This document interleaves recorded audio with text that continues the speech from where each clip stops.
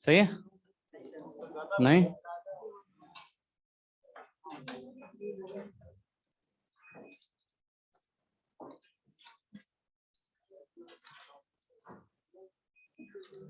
चलो ठीक है। क्या हाल है भाई? बढ़िया। चलो ये बताओ क्या क्या हुआ भाई मेरे पीछे से? चलो समझ में आया सबको बढ़िया से? चलो तो रिफ्रैक्शन फ्रॉम कर्व्ड सरफेस कराया था सर ने, ठीक है, और प्रिज्म कराया था, है ना? और लेंस स्टार्ट नहीं हुआ, लेंस नहीं स्टार्ट हुआ, बस यही था ना? ठीक है, तो और हम लोगों ने कहां तक खत्म किया था? TIR तक, ठीक है। तो TIR के बाद सर ने स्टार्ट किया था refraction from the curve surface, और फिर उन्होंने बात की होगी प्रिज्म की, यही था, ठीक है। और डिस्कशन में क्या क्या कंप्लीट हो गया? O1 के जो मैंने होमवर्क दिया था वो हो गया, और सर ने प्रिज्म से रिलेटेड कराया होमवर्क, डिस्कस हो गया? अच्छा डिस्कस नहीं हुआ। रेस में 9th तक हो गई, और SCV में कुछ दिया था 1 2 वर्क डाउन एग्जांपल्स और एक्सरसाइज के कुछ पर्टिकुलर क्वेश्चंस, या फिर सीरीज वाइज दिए थे? पर्टिकुलर क्वेश्चन, सेलेक्टेड क्वेश्चन, ठीक है भाई, ये सब दिया, चलो, है ना? तो आज की क्लास में हम लोग बात करेंगे, क्योंकि लेंस से स्टार्ट करूंगा, और refraction from the curve surface का सबको आइडिया होगा, बेसिकली सबको क्लियर है ना बेटा? है ना? एक थोड़ा सा मैं अपनी तरफ से, क्योंकि मुझे नहीं पता कि सर ने किस हिसाब से पढ़ाया है, तो एक बार थोड़ा सा बस एक पॉइंट बताता हूँ, क्वेश्चन नहीं कर रहे।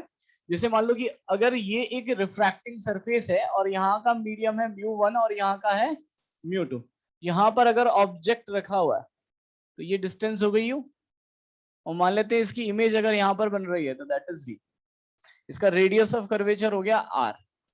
क्लियर है? तो सबसे पहले फॉर्मूला क्या होता है? μ2 by v minus μ1 by u is equals to,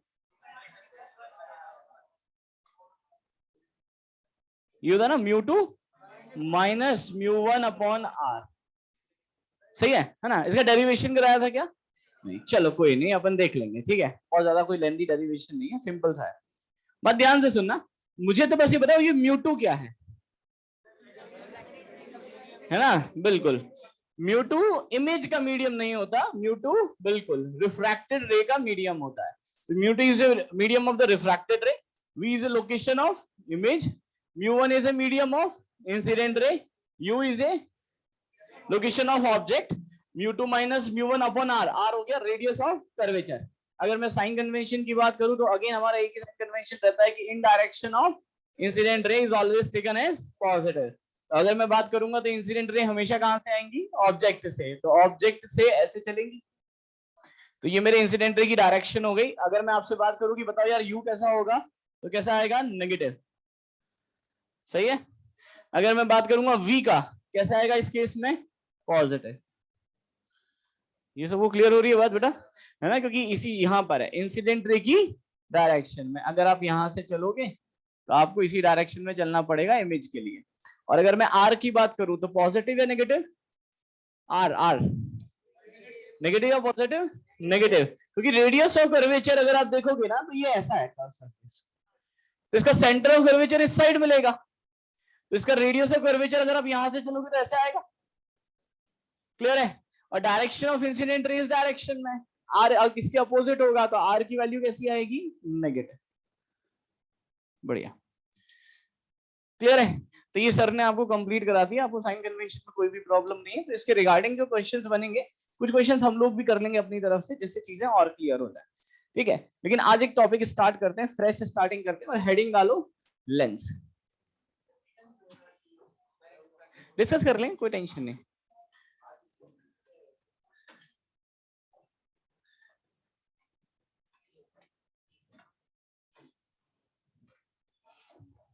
ना अब में से कोई भी मुझे ना सर ने जो भी पढ़ाया उसके नोट्स के फोटो खींच के भेज देना। उससे क्या होगा कि सर ने जो एक सीक्वेंस में पढ़ाया होगा वो सीक्वेंस में देख लूंगा, अगर उसमें कुछ भी प्लस माइनस होगा तो उससे रिगार्डिंग अपन एक दो क्वेश्चन कर लेंगे तो चीजें क्लियर हो जाएंगी, ठीक है। इसलिए आज मैं उसको टच नहीं कर रहा हूँ, क्योंकि अननेसेसरी क्या होगा, क्लास थोड़ी सी डिस्टर्ब हो जाएगी, बोलोगे सर ये करा दिया, ये नहीं कराया, ये करा दिया, तो टाइम वेस्ट होगा। कुछ नई चीज स्टार्ट करते हैं। तो नेक्स्ट सेटिंग डालो लेंस, ठीक है। अच्छा लेंस होता क्या है, जो चश्मा लगा रखा है ये क्या है, लेंस ही है, ठीक है। तो अगर हम लेंस की बात करें, देखो किसी भी ऑप्टिकल इंस्ट्रूमेंट, ऑप्टिकल इंस्ट्रूमेंट क्या है, हर एक चीज, जो आपने चश्मा पहन रखा है ये भी एक ऑप्टिकल इंस्ट्रूमेंट है, ठीक है। अगर मैं बात कर रहा हूँ टेलीस्कोप की, वो भी एक ऑप्टिकल इंस्ट्रूमेंट है। अगर हम बात करते हैं बाइनोकुलर्स की, किसी को देखने का काम आता है, तो वो भी क्या है, एक ऑप्टिकल इंस्ट्रूमेंट है, क्लियर है। अगर हम किसी भी, देखो ऑप्टिकल इंस्ट्रूमेंट का मतलब जिसमें ऑप्टिक्स यूज है, जिसमें ग्लास, मिरर, या फिर हम बात करें कि रिफ्रैक्शन, रिफ्लेक्शन, ये सारी चीजें यूज हो, हम उसको ऑप्टिकल इंस्ट्रूमेंट बोलते हैं। किसी भी ऑप्टिकल इंस्ट्रूमेंट का दो ही काम होता है, या तो रे को कन्वर्ज करना या रे को डाइवर्स करना, बस और कोई तीसरा काम है नहीं, क्लियर होगी बात। अब अगर हम बात करें लेंस की, तो हम जैसे पढ़ते हैं कि यार किसी का दूर का चश्मा होता है, किसी का पास का चश्मा होता है। एक के लिए पावर कैसी रहती है, पॉजिटिव, एक के लिए पावर कैसी रहती है, नेगेटिव। पॉजिटिव पावर क्या डिनोट करता है? पॉजिटिव पावर कन्वर्जिंग नेचर को डिनोट करता है, कि कोई भी लेंस कितने अमाउंट से रे को कन्वर्ज कर सकता है, वो उसकी कन्वर्जिंग पावर को डिनोट करता है। नेगेटिव डाइवर्जिंग नेचर को डिनोट करता है। जैसे मान लो आपने कोई भी ऑप्टिकल इंस्ट्रूमेंट बनाया, आप साइंटिस्ट हो, आपने एक ऑप्टिकल इंस्ट्रूमेंट बनाया और आपने उसकी पावर कैलकुलेट की और उसकी पावर आ गई पॉजिटिव, तो आप क्या बोलोगे कि यार इसकी पावर पॉजिटिव है, इसका नेचर कैसा है, कन्वर्जिंग, क्लियर है। और आपने अगर कोई ऑप्टिकल इंस्ट्रूमेंट डिजाइन किया और उसकी पावर कैसी आ गई, नेगेटिव, मतलब उसका नेचर कैसा है, डाइवर्स, क्लियर है। तो आप जो लेंस, जो चश्मा यूज कर रहे हो, ये एक लेंस ही कहलाता है, हम इसको लेंस ही बोलते हैं, ठीक है। अगर मान लो कि जनरली जो ऐसे अपन जीरो जीरो पावर का चश्मा है ना, ऐसा बोलते हैं ना कि यार स्टाइल के लिए लगा रखा है, कुछ पावर नहीं, जीरो पावर बोल देते हैं। जीरो पावर का मतलब वो चश्मा रेस को ना तो कन्वर्ट करता है ना वो डाइवर्स करता है, क्लियर है। तो हम बात करें लेंस की, तो लेंस होता कुछ भी नहीं है। लेंस एक ऐसा ऑप्टिकल इंस्ट्रूमेंट होता है जो रेज को आइदर कन्वर्ज या डाइवर्स करता है, क्लियर है। दूसरा पॉइंट कि भैया लेंस करेगा क्या, ये मिरर तो है नहीं, ठीक है, मिरर तो है नहीं, रे क्या होंगी, लेंस से आएंगी और आर पर दूसरी साइड चली जाएंगी, यानी यहाँ पे रिफ्लेक्शन होगा कि रिफ्रैक्शन होगा, रिफ्रैक्शन होगा। रिफ्लेक्शन तो तब होता जब मैं एक सरफेस को कोट कर देता, क्लियर है। और मान लो अगर बाहर वाली सरफेस को आप कोट कर दोगे तो आपको कुछ भी दिखाई नहीं देगा, क्लियर हो रही है बात। तो जो लेंस है वो रिफ्रैक्शन पे बेस्ड होता है, क्लियर है। तो हम अगर आपसे पूछे कि यार लेंस है क्या, तो आप किसी को भी सीधी भाषा में बोल सको कि लेंस कुछ भी नहीं, एक ऑप्टिकल इंस्ट्रूमेंट है जो रेज को कन्वर्ज या डाइवर्स कर सकता है, रिफ्रैक्शन पर बेस्ड होता है। और अगर कोई और सीधी छोटा बच्चा पूछ ले तो हम उसको बोले lens is a combination of two refracting surfaces, clear हो रही है बात। तो सबसे फर्स्ट पॉइंट इसमें डालो, lens is a combination of two refracting surfaces, first point.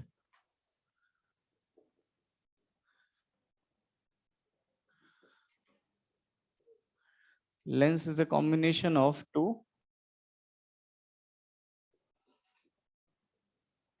refracting surfaces। यानी एक्चुअली कुछ हम नया नहीं पढ़ेंगे, हमने रिफ्रैक्शन जो पढ़ा हम उसी को यूटिलाइज करेंगे। अगर हम बात करें लेंस की, तो बहुत तरह के अलग अलग तरह के लेंस होते हैं, आपने बचपन में भी सुना होगा है ना, कॉन्वेक्स लेंस, कॉनकेव लेंस, है ना। अब इसी को थोड़ा सा चेंज करें कि हम इसको और इसके अच्छे नाम से समझने की कोशिश करें। जिसे बात ध्यान से सुनो, नामकरण कैसे होता है पहले उसको देखते हैं, ठीक है ना। रख दिया ना कॉन्वेक्स लेंस, कॉनकेव, जैसे बच्चे का नामकरण करते हैं, वैसे ही हम लेंस का भी नामकरण करते हैं। कैसे, हम डायरेक्शन ऑफ इंसिडेंट रे से इसका नामकरण करते हैं। जैसे यहां पर एक रे यहां से इंसिडेंट हो सकती है और यहां से भी हो सकती है ना। ये वाली सरफेस कैसी है, कॉन्वेक्स या कॉनकेव, कॉन्वेक्स। और ये भी कैसी है, कॉन्वेक्स, क्लियर है। तो इसको हम बोलते हैं बाई कॉन्वेक्स लेंस, क्लियर है। वो काम वाली बाई नहीं है ना, हाँ हाँ लेंस वाली बाई, ठीक है, this is by convex lens. Clear है? अच्छा, अगर मैं बात करूं कि यार इस तरह से दे रखा है तो आप समझ के होंगे, ठीक है ना? ये कौन सा है? कॉनकेव। और अगर हम इसकी भी बात करें तो ये भी सरफेस कैसी है? कॉनकेव। तो मैं इसको क्या बोलूंगा? This is by concave, note करते चलो बेटा, लेंस। क्लियर है? चलो, अगर मैं बात करूं यार ऐसा, ये कुछ ऐसा दे रहा है, बता सकते हो ये कैसा लेंस होगा? है ना, दोनों देखो, हम दोनों तरफ से नामकरण करते हैं, है ना? ठीक है, एक नेम और एक सरनेम, तो एक ये और एक ये। अब मुझे बताओ, अब देखो मेरा एक छोटा सा मुझे डाउट आया कि ये प्लेन है और ये कौन सी सरफेस है? कॉन्वेक्स। तो प्लेनो कॉन्वेक्स या कॉन्वेक्स प्लेनो? समझ में आया ना? क्यों प्लेनो कॉन्वेक्स क्यों? ऐसे नहीं। ठीक है, अब बात ध्यान से सुना। जिसका रेडियस ऑफ कर्वेचर बड़ा होता है, जिसका रेडियस ऑफ कर्वेचर बड़ा होता है उसका नाम पहले रखा जाता है। अगर मैं बात करूं कि इन दोनों में किसका रेडियस ऑफ कर्वेचर बड़ा है, इसका। प्लेन सरफेस का कितना होता है? इनफाइनाइट। इसीलिए हम इसको बोलते हैं प्लेनो कॉन्वेक्स, है ना? Plano convex lens. क्लियर हो रही है बात बेटा यहां तक? अच्छा, अगर मैं इस तरह की बात करूं, ये वाला, तो दिस इज प्लेनो कॉनकेव।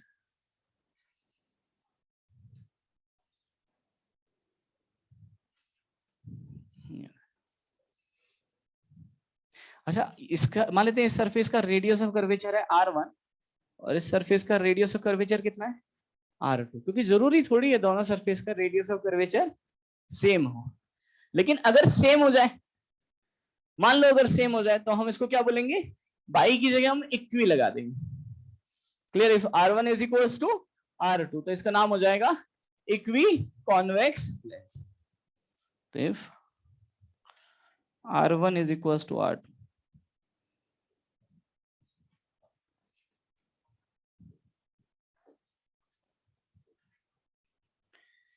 इसी तरह से अगर इसका रेडियस ऑफ कर्वेचर है R1, इसका है R2, तो ये कहलाएगा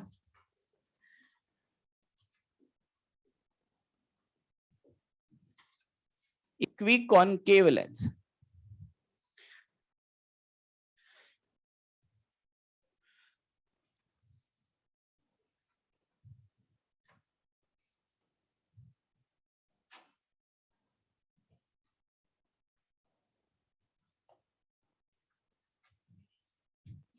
जैसे मान लो ये दे रखा है आपको रेडियस ऑफ कर्वेचर R1 और ये दे रखा है R2, और मुझे बता सकते हो क्या बेटा कि इसका नाम क्या होगा?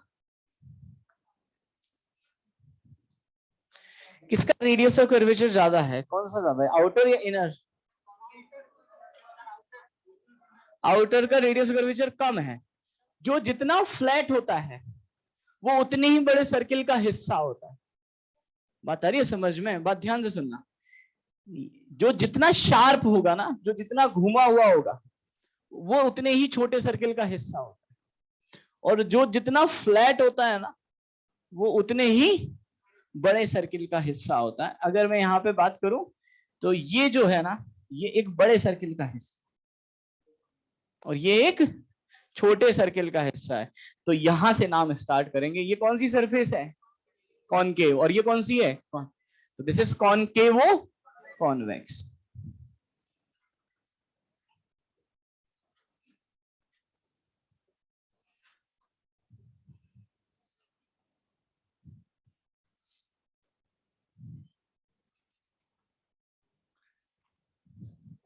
और एक इस तरह से, और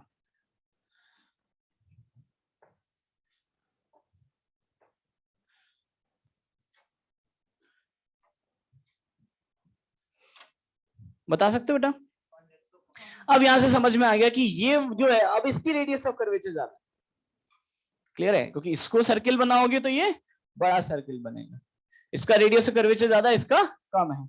ये कौन सी सरफेस है? कॉन्वेक्स। और ये कौन सी सरफेस है? तो क्या बनेगा? कॉन्वेक्सो कॉन्केव।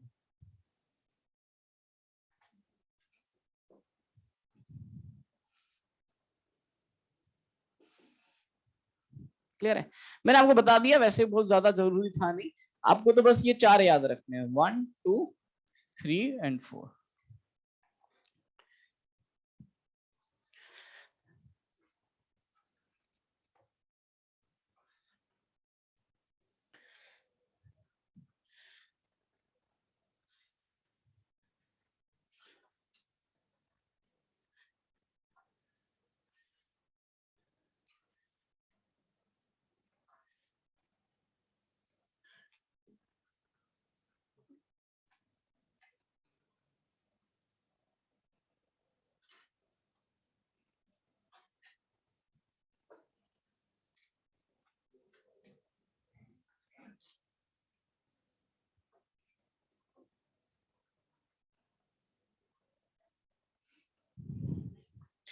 चलो, ये बात सबको समझ में आई? ठीक है, तो बिल्कुल सिंपल सा पॉइंट है, दोबारा से मैं समझा देता हूँ।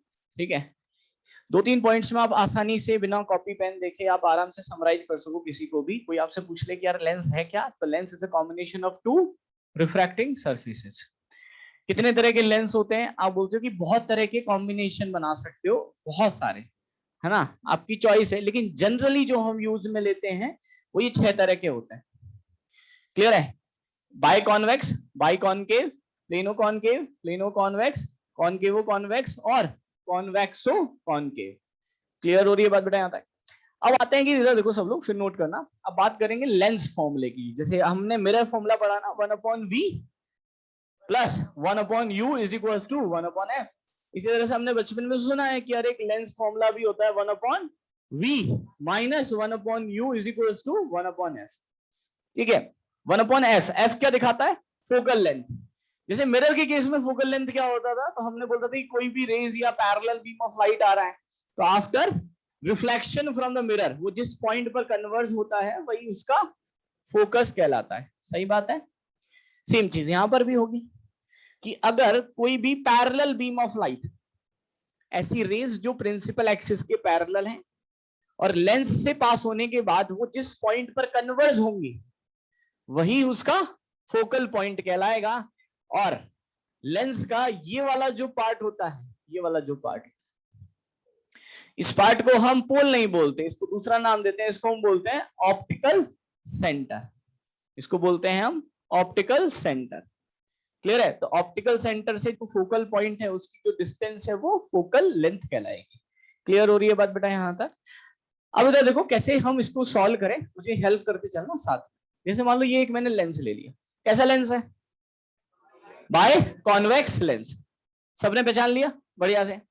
यहां पर मैंने लिखा है म्यू एल। म्यू एल का मतलब, म्यू का मतलब refractive index, L for Lenz. तो ये जो लेंस है, जो ग्लास है, उसका रिफ्रैक्टिव इंडेक्स। बाहर जरूरी नहीं है हर क्वेश्चन में एयर हो, इसलिए मैंने बाहर का मीडियम कितना ले लिया? Mu L. यहां पर एक ऑब्जेक्ट रखा हुआ, मान लेते हैं यहां से कितनी दूरी पर? यूज। क्लियर हो रही है बात बेटा यहां तक? अब मुझे पता लगाना है कि बताओ यार इस ऑब्जेक्ट की फाइनल इमेज कहां पर बनेगी। क्लियर है? ये बताओ कि सबसे पहले हम क्या बनाते हैं? एक रफ रे डायग्राम। तो अगर मान लो लाइट रे ऑब्जेक्ट से निकली तो पहले इस सरफेस पे जाएगी, पहले क्या होगा? रिफ्रैक्शन, तो इमेज बनेगी। वो अब फिर यहां से जाएगी, डेविएट होगी, फिर इधर जाएगी, फिर दोबारा रिफ्रैक्शन होगा और फिर फाइनली इमेज बनेगी। तो ये जो फाइनल इमेज है वो कितने रिफ्रैक्शन के बाद बनेगी? 2। सही बात है? मैं ऐसे बोल सकता हूं पहली बार जो रिफ्रैक्शन होगा उसकी वजह से जो इमेज बनी, दूसरे के लिए किसका काम करेगी? ऑब्जेक्ट। ये सबको समझ में आ रहा है? बस इतना सा काम है। अब बात ध्यान से सुनो, इस पूरे लेंस को भूल जाओ, सिर्फ इसको देखो। तो ये तो क्या है? एक रिफ्रैक्टिंग सरफेस। ये एक रिफ्रैक्टिंग सरफेस है। क्या मैं इसके लिए रिफ्रैक्शन वाला फॉर्मूला लगा सकता हूं? Mu two by v minus mu one by u is equal to mu two minus mu one by r. सही बात है? लगाते हैं। म्यू टू बोलो इसके लिए जब ऐसा हो रहा है, यहां से यहां म्यू टू बोलो, mu l the medium of refracted ray, mu two by v, इसको वी डैश बोल देता हूं। क्लियर है ना? Minus mu one that is mu m the medium of incident ray divided by u. मर्जी है, क्योंकि अभी मुझे वैल्यू पता नहीं है, मैं तो बस आपको दिखा रहा हूं कि फॉर्मूला कैसे फ्रेम होगा। तो mu two by v minus mu one by u is equals to mu two minus mu one by r. ठीक है, मान लेते हैं इसका रेडियस ऑफ कर्वेचर कितना है, R1। सबको मेरी बात आ रही है समझ में बढ़िया से? चलो आगे चलते हैं। अब रे यहां से आगे गई, अब इस सरफेस के लिए मैं फॉर्मूला लगाऊंगा। ठीक है, तो रे ऐसे जा रही है, तो ये वाला मीडियम अब रिफ्रैक्टेड रे का मीडियम हो गया और ये वाला मीडियम इंसिडेंट रे का हो गया। अब बोलो म्यू टू बाय वी, तो म्यू टू की जगह कितना आएगा, mu by V is final image minus mu one बोलो mu L by V dash, क्योंकि जो इसकी इमेज बनेगी वो इसके लिए ऑब्जेक्ट का काम करेगी, इज इक्वल्स टू बोलो mu m minus mu L by R2। ये इसका रेडियस ऑफ कर्वेचर ले लेते हैं। ये इक्वेशन हो गई 1, ये इक्वेशन हो गई 2। सबको बात आ रही है समझ में? दोनों को ऐड कर दो। अगर मैं दोनों को ऐड करूंगा तो ये वाली टर्म इससे कैंसिल आउट हो जाएगी। सबको मेरी बात बढ़िया समझ में आ रही? यहां तक नोट करो पहले।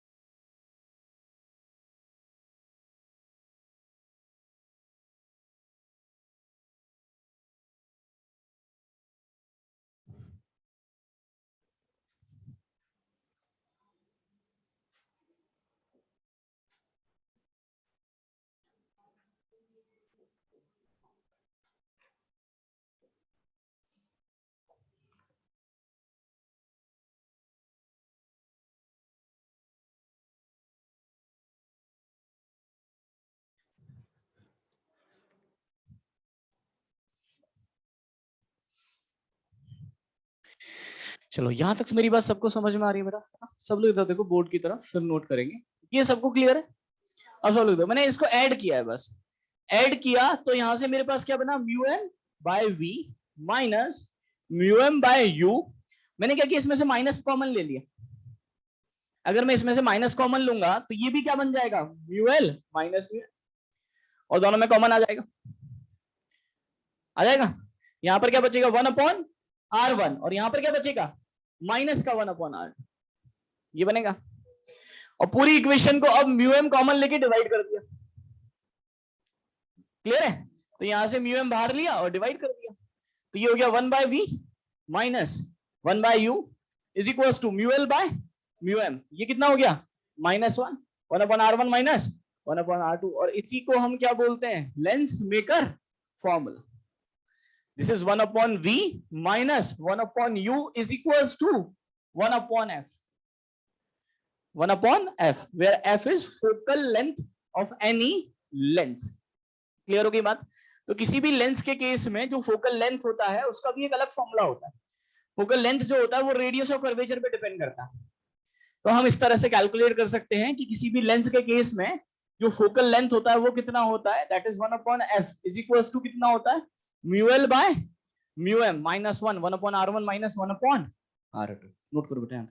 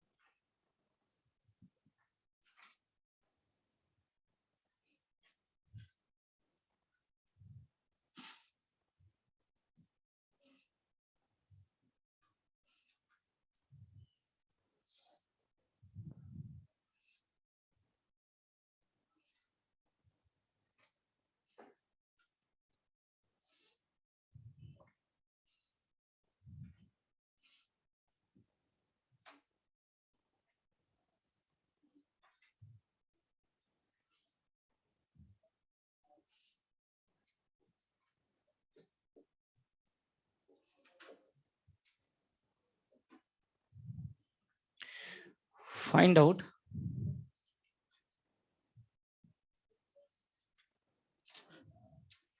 location of image.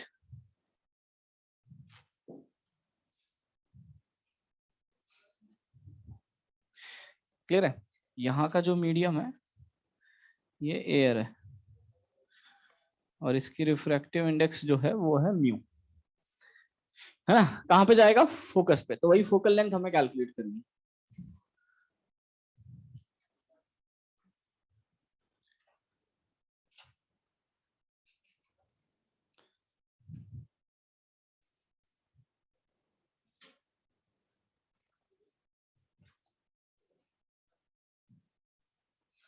निकाल सकते हैं ना?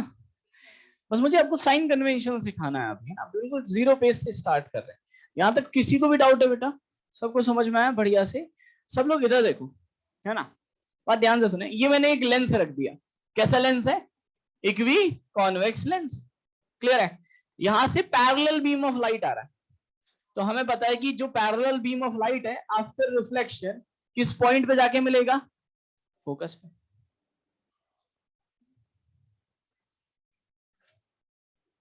तो ये वाली जो लेंथ है, ये वाली लेंथ को हम क्या बोलते हैं?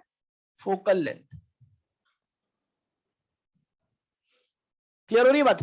मुझे इसी को कैलकुलेट करना है। अब मैं कैसे कैलकुलेट करूंगा? बात ध्यान से सुना। मैं फॉर्मूला लगाऊंगा ये वाला, बताते चलो। 1/f is equals to mu L by mu m. Mu l कितना? म्यू। म्यू एम कितना? 1। एयर में रखा हुआ है, तो this is mu divided by 1 minus 1। बात ध्यान से सुना। 1/r1 minus 1/r2। अब बात ध्यान सुना, r1 क्या है, r2 क्या है, पहले उसको समझें। ऐसा नहीं है कि हमेशा ये वाला r1 होगा और ये वाला r2 होगा। जो डायरेक्शन ऑफ इंसिडेंट रे है उसमें जो सबसे पहली सरफेस पड़ेगी वो कहलाएगी r1 और जो दूसरी सरफेस पड़ेगी वो कहलाएगी r2। क्लियर होगी बात? दूसरा, the direction of incident ray always taken as, तो ये वाली डायरेक्शन में पॉजिटिव लूंगा, तो ये कहलाएगा मेरा r1 और ये कहलाएगा। अब बताओ r1 पॉजिटिव है कि नेगेटिव? पॉजिटिव। अगर आप इसकी बात करोगे तो इसका सेंटर ऑफ कर्वेचर यहीं आएगा, तो इसका रेडियस ऑफ कर्वेचर इधर होगा। सबको समझ में आ रही है बात? इसका कर्वेचर ऐसा है तो इसका सेंटर ऑफ कर्वेचर इधर ही पड़ेगा। तो r1 पॉजिटिव की नेगेटिव? पॉजिटिव। तो 1/r1, this is 1/r minus 1/r2। बताओ पॉजिटिव की नेगेटिव? नेगेटिव, क्योंकि ये ऐसे, तो इसका सेंटर ऑफ कर्वेचर यहां पड़ेगा, तो इसका रेडियस ऑफ कर्वेचर ये हो गया इंसिडेंट रे की डायरेक्शन के अपोजिट। तो 1/r1 माइनस 1/r2, तो ये कितना आएगा आपके पास? 1/f is equals to mu minus 1 into 2/r। तो यहां से अगर मैं आपसे फोकल लेंथ की बात करता तो f is equals to r/2 2 into mu minus. सबको बात आ रही है बेटा समझ में? अब देखो इधर देखो सब लोग, यहां से मैं प्रूफ भी कर सकता हूं कि जो आपका ये लेंस होता है, कौन सा, कॉन्वेक्स लेंस, ये कन्वर्जिंग नेचर का होता है, इसकी पावर कैसी होती है, पॉजिटिव। सब लोग इधर देखो, ये जो फोकल लेंथ आया इसमें हमने साइन कन्वेंशन पुट कर दिया ना, अब तो साइन पुट कर चुके हैं, तो ये साइन पुट करने के बाद ये तो पॉजिटिव हो गई वैल्यू 2, ये पॉजिटिव, म्यू 1 से बड़ा होता है, तो ये पूरी टर्म कैसी हो गई, तो फोकल लेंथ कैसी हो गई, पॉजिटिव। फोकल लेंथ कैसी हो गई, पॉजिटिव। और कभी बचपन में सुना भी होगा और आगे जाके हम पढ़ेंगे भी कि लेंस के केस में पावर को हम कैसे डिफाइन करते हैं, power is equals to 1/f। तो अगर फोकल लेंथ पॉजिटिव है तो पावर भी कैसा होगा, और पावर पॉजिटिव कैसे नेचर को शो करता है, कन्वर्जिंग। कैसे नेचर को शो करता है, कन्वर्जिंग। तो यहां से मैं बोल सकता हूं कि जो मेरा ये वाला लेंस है, इक्विकॉन्वेक्स लेंस, ये अभी कैसा बिहेवियर शो कर रहा है, कन्वर्जिंग। क्लियर हो रही है बात? चलो इसको कैलकुलेट करो।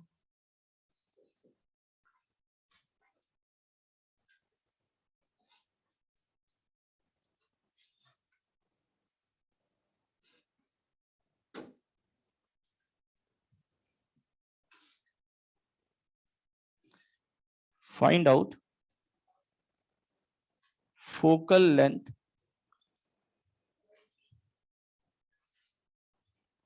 for given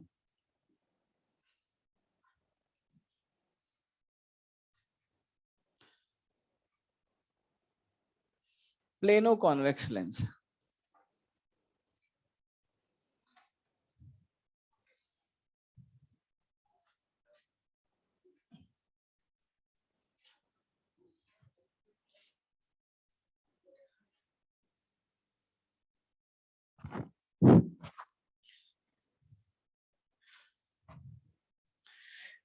find out focal length for a given plano convex lens. निकाल सकते हो क्या, है ना? यहां से निकालोगे सब लोग, देखो 1/f, एफ डैश बोल देता हूं, इज इक्वल्स, फटाफट बोलते चलो। अब म्यू एल कितना, म्यू बाय म्यू एम कितना, 1 माइनस 1, व्हाट अपॉन r1 बोलो, 1/इंफिनिटी। सबको समझ में आया? डायरेक्शन ऑफ इंसिडेंट रे हो गया, और direction of incident ray is taken as positive. तो इंसिडेंट रे की डायरेक्शन में जो सबसे पहला पड़ेगा ये r1 कहलाएगा, और उसके बाद जो पड़ेगा r2, तो इनफाइनाइट माइनस 1/r2 बोलो, माइनस का, सही है, क्योंकि ये इसका रेडियस ऑफ कर्वेचर है। तो इधर आएगा इंसिडेंट रे की डायरेक्शन के अपोजिट, कितना है बेटा, 1/f dash is equals to mu minus f dash is equals to r upon, मैं ऐसे बोल सकता हूं कि सब लोग देखो बाद में छपाएगा, f dash is equals to 2 times of f आ रहा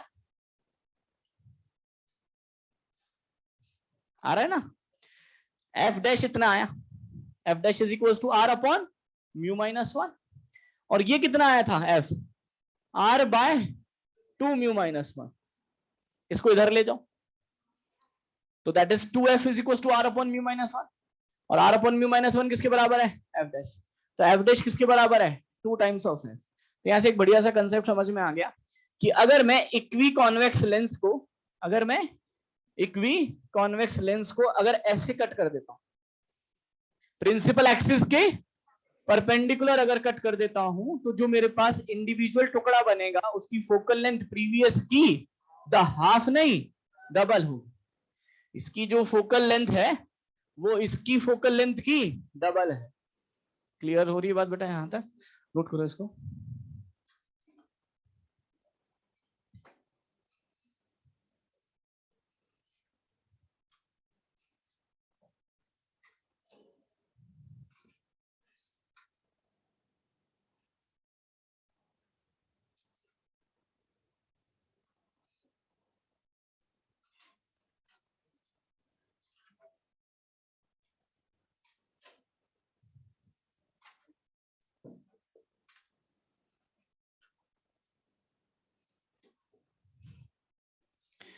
find out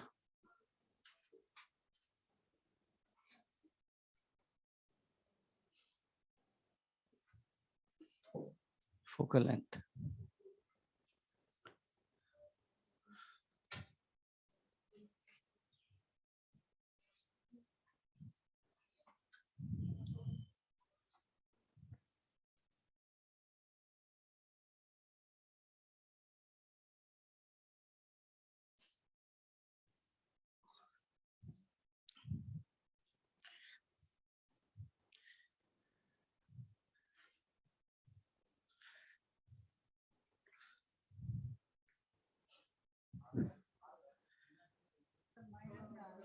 are divided by, बस प्लस की जगह माइनस आ जाएगा, है ना। ये जो फॉर्मूला है ना सेम रहेगा। यहां से देखो आपको खुद ही क्लियरिटी आ रही होगी कि यहाँ पे जो माइनस साइन है वो क्या शो कर रहा है, इस लेंस के डाइवर्जिंग नेचर को शो कर रहा है। क्लियर है, क्योंकि यहां पर फोकल लेंथ पॉजिटिव आई तो इसकी पावर भी पॉजिटिव हुई, तो ये कन्वर्जिंग लेंस हुआ। यहां पर इसकी फोकल लेंथ नेगेटिव आएगी तो इसकी पावर भी नेगेटिव होगी, ये डाइवर्जिंग बिहेवियर को शो करेगा। सब लोग इधर देखो, अगर इस केस में मैं कैलकुलेट करता तो ऐसे लिखता 1/f is equals to mu L by mu m minus 1। ये हो गया मेरे पास डायरेक्शन ऑफ इंसिडेंट रे। 1/r1, अब r1 बताओ, माइनस का 1/r1, सबको समझ में आ रहा है? माइनस 1/r2 बताओ, प्लस का r। क्लियर है, क्योंकि ये डायरेक्शन ऑफ इंसिडेंट रे हो गई, ये पॉजिटिव हो गई। तो ये अगर आप इसकी फोकल लेंथ देखोगे, मतलब रेडियस ऑफ कर्वेचर इस साइड आए, तो इसके लिए तो नेगेटिव और इसके लिए पॉजिटिव। तो कैसा बनाए, एफ आएगा आपके पास माइनस का r divided by 2 times of mu minus. तो इधर देखो सब लोग, पहले एक्चुअली हो ये रहा है, ये वाली लाइन क्या है, प्रिंसिपल एक्सिस। रे इस लेंस से गुजरने के बाद डाइवर्ज हो जाएगी। ये वाली लाइट क्या है, फाइनली रिफ्रैक्टेड रे। तो जैसे स्टार्टिंग में मैंने आपको एक पॉइंट बताया था, the point of intersection of incident रे क्या देता है, ऑब्जेक्ट। इसी तरह से point of intersection of refracted रे आपको क्या देगा, इमेज। तो ये जो फाइनली रिफ्रैक्टेड रे है यहां पर मिल सकती है क्या, नहीं मिल सकती, लेकिन मैं इनको एक्सटेंड करूंगा तो यहां पर मिलेगी।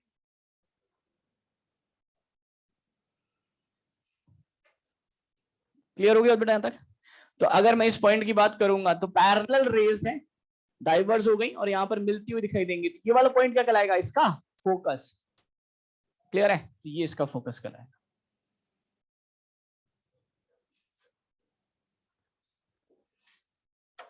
और आपको समझ में आ गया होगा फोकस नेगेटिव क्यों आया। क्लियर है, क्योंकि ये डायरेक्शन ऑफ इंसिडेंट रे पॉजिटिव है और आपको अगर फोकल पॉइंट तक पहुंचना है तो उसके अपोजिट चलना पड़ेगा। नोट करो बेटा, यहां तक। यहां पे बोल सकते हैं negative shows, this negative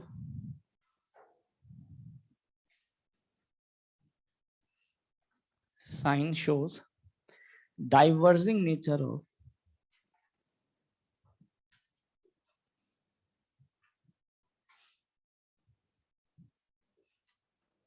of lens।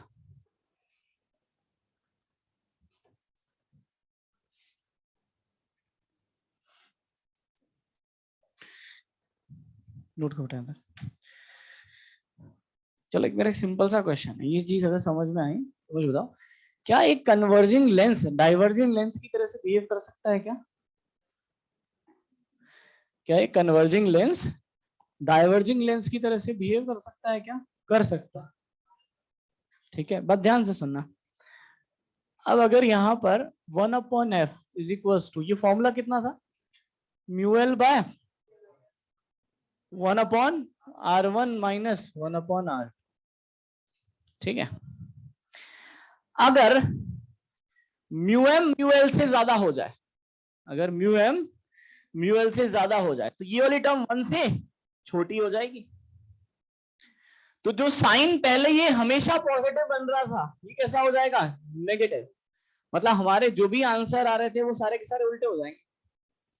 दोबारा से सुनना, क्लियर है? ये है mu L by mu m. अभी तो हमारे पास म्यू एम कितना था, 1। तो ये वाली टर्म हमेशा 1 से ज्यादा थी ना। म्यू डिवाइडेड बाय 1 और म्यू की वैल्यू तो 1 से ज्यादा होती, तो ये वाली टर्म 1 से ज्यादा थी, तो ये हमेशा पॉजिटिव बन रहा था। लेकिन अगर मान लो जो मीडियम है उसका रिफ्रैक्टिव इंडेक्स ग्लास के रिफ्रैक्टिव इंडेक्स से ज्यादा हो जाए, तो ये टर्म 1 से छोटी हो जाएगी, ये छोटी होगी तो कैसा हो गया, नेगेटिव। तो जहां पहले ये हमेशा पॉजिटिव बन रहा था, हमेशा कैसा बनेगा, नेगेटिव बनेगा। तो पहले जहां चीजें कन्वर्जिंग थी वहां पर अब कैसी हो जाएंगी, डाइवर्जिंग, और जहां पहले डाइवर्जिंग थी वहां कैसी हो जाएंगी, कन्वर्जिंग। इन जो कन्वर्जिंग लेंस है वो डाइवर्जिंग की तरह बिहेव करना स्टार्ट कर देगा, और जो डाइवर्जिंग है वो कन्वर्जिंग। जैसे अगर मैं यहाँ पर ऐसा करता तो यहाँ पर डाइवर्स होने के बजाय क्या हो जाती, कन्वर्स हो जाती। सबको मेरी बात आ रही है समझ में? तो इस पॉइंट को लिख लेते हैं नोट डाल के।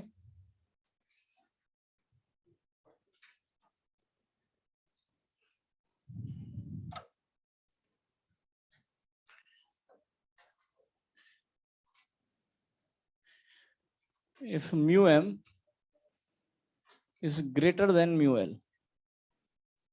जो सराउंडिंग मीडियम है उसका रिफ्रैक्टिव इंडेक्स अगर लेंस के रिफ्रैक्टिव इंडेक्स से ज्यादा हो जाए,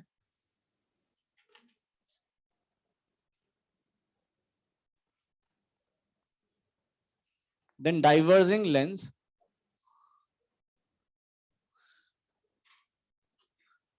start to behave as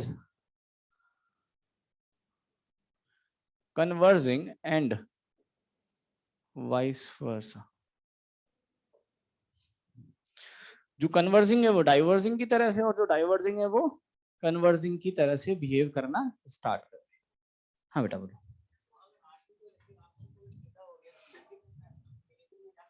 क्या चीज बेटा? R1 R2 से तो हम लेंस का बिहेवियर डिसाइड ही कर रहे हैं। जैसे मैं बोल रहा हूँ कि कॉन्वेक्स लेंस हमेशा कैसा होता है, कन्वर्जिंग, कॉनकेव कैसा होता है, डाइवर्जिंग। वो मुझे कैसे पता चला, R1 और R2 के बिहेवियर से, तो वो तो हम पहले ही देख चुके हैं। अब हम देख रहे हैं कि इसके अलावा भी कभी उल्टा हो सकता है क्या, तो हमने देखा कि यार इस वाले केस में हो सकता है कि अगर मीडियम यानी सराउंडिंग जो मीडियम है उसका रिफ्रैक्टिव इंडेक्स क्या हो जाए, ज्यादा हो जाए। सबको मेरी बात आ रही है बेटा समझ में? चलो भाई यहां तक नोट करो और एक दो क्वेश्चन सॉल्व करते हैं।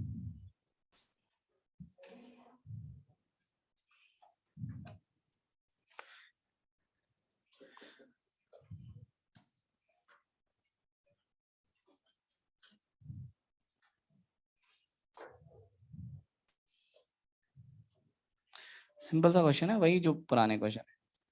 रेडियस ऑफ कर्वेचर दे रखा है 10 सेंटीमीटर, ये वाला तो रेडियस ऑफ कर्वेचर दे रखा है आपको 20 सेंटीमीटर, म्यू की वैल्यू दे रखी है 1, और यहाँ का जो म्यू है वो दे रखा है 3/2। ऑब्जेक्ट यहाँ पे रखा हुआ है 20 सेंटीमीटर पे। आपको कैलकुलेट करना है, फाइंड आउट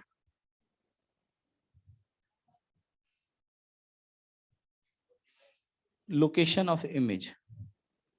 40/3 तो क्या आएगा, फोकल लेंथ है ना, बिल्कुल। प्लस या माइनस, प्लस या माइनस, प्लस का। आपको कैलकुलेट करना है, find out the location of image.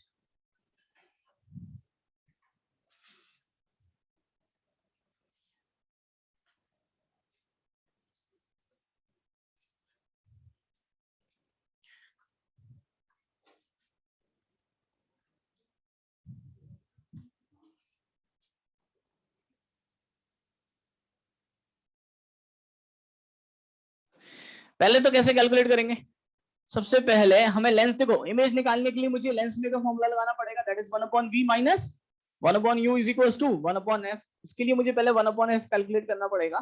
तो पहले मुझे फोकल लेंथ कैलकुलेट करनी पड़ेगी, और फोकल लेंथ के लिए हमारे पास फॉर्मूला आएगा 1/f इज इक्वल्स टू, फटाफट बोलते चलो, μl बाय μm कितना 3/2 minus 1 1/r1 minus 1/r2 1/r1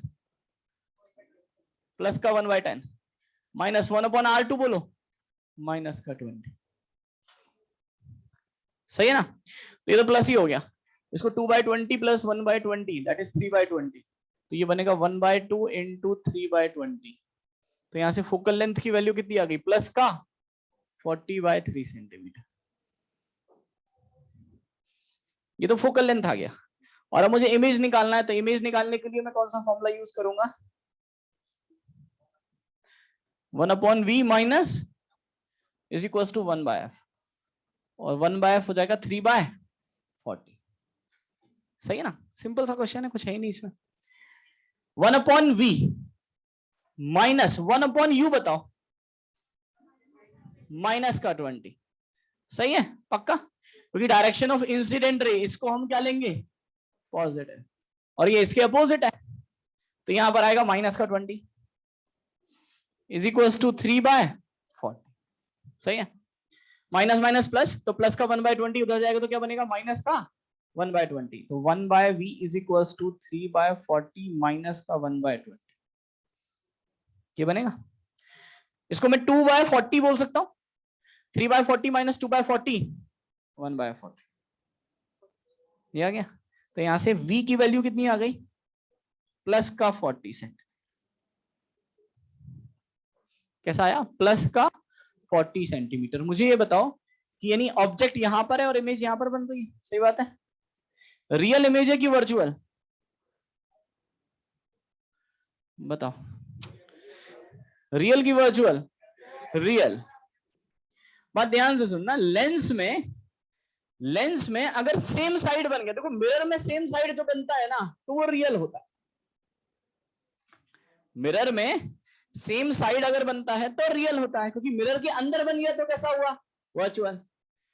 lens में अगर सेम साइड बन गया तो वो वर्चुअल होता है, अगर सामने बन गया तो रियल। क्यों भाई, यहां से जो रेज जाएंगी वो रिफ्रैक्ट होके चली जाएंगी ना, वो कभी रेज यहां पर आ सकती हैं क्या, नहीं। अगर रेज यहां पर मिल रही हैं तो वो कैसा है, डाइवर्जिंग है, वर्चुअल इमेज बन रही है। क्लियर है, तो यहां पर ये कैसा है, वर्चुअल है, क्योंकि मुझे मिलता हुआ दिख रहा है। एक्चुअल में मिल रही है क्या रेज, नहीं मिल रही। तो ये ध्यान रखना, लेंस में अगर सेम साइड बन गया तो कैसा होगा, वर्चुअल, और अगर अपोजिट साइड बना तो रियल। इसमें अपोजिट साइड बन रहा है तो इसका मतलब कैसा है, इमेज कैसी है, real.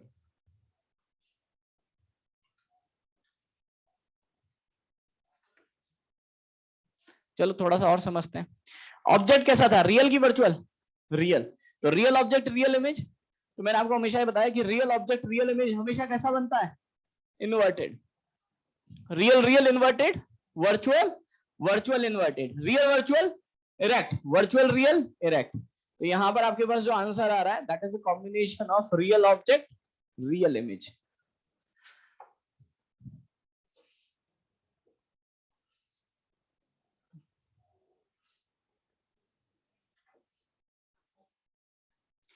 That is the combination of real object real image. तो कैसा बनेगा, इन्वर्टेड, ऐसा है। नोट करो बेटा यहां तक।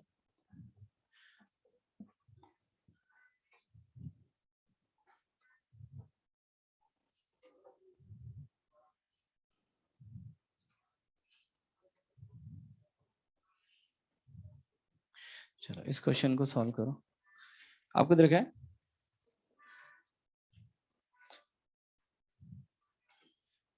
Focal length of a lens जिसका म्यू की वैल्यू दे रखी है 1.5,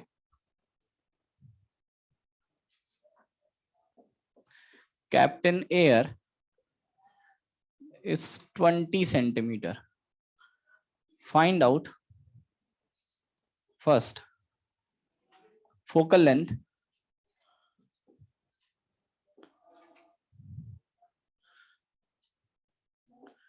when kept in water,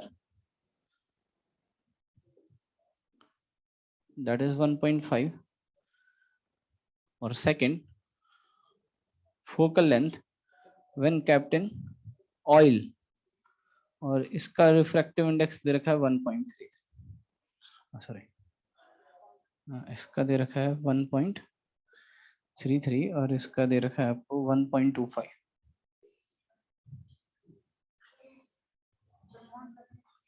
पता नहीं बेटा, है ना, वो क्वेश्चन में गिवन नहीं है। आपको दे रखा है एक लेंस है जिसकी फोकल लेंथ अगर मैं इसको एयर में रखता हूं तो कितनी आती है, 20 सेंटीमीटर।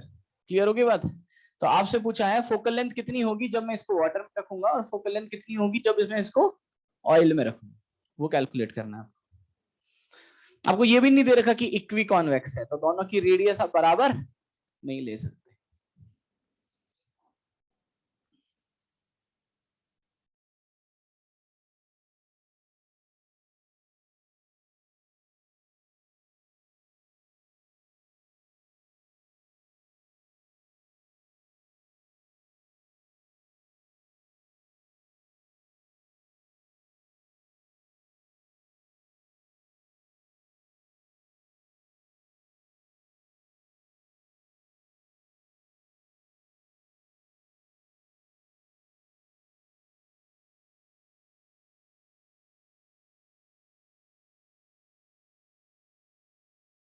इन मीडियम जिसका रिफ्रैक्टिव इंडेक्स दे रखा है 2, और थोड़ा आसानी के लिए आपको यहाँ 20 लिखा है ना, इसको प्लस का 20 कर दे, थोड़ा सा क्वेश्चन अच्छा हो जाएगा। अब कैलकुलेट करो। 3 केस दे दिए मैंने। जब हमने इसको एयर में रखा था इसका फोकल लेंथ कितना आ रहा था बेटा, प्लस का 20।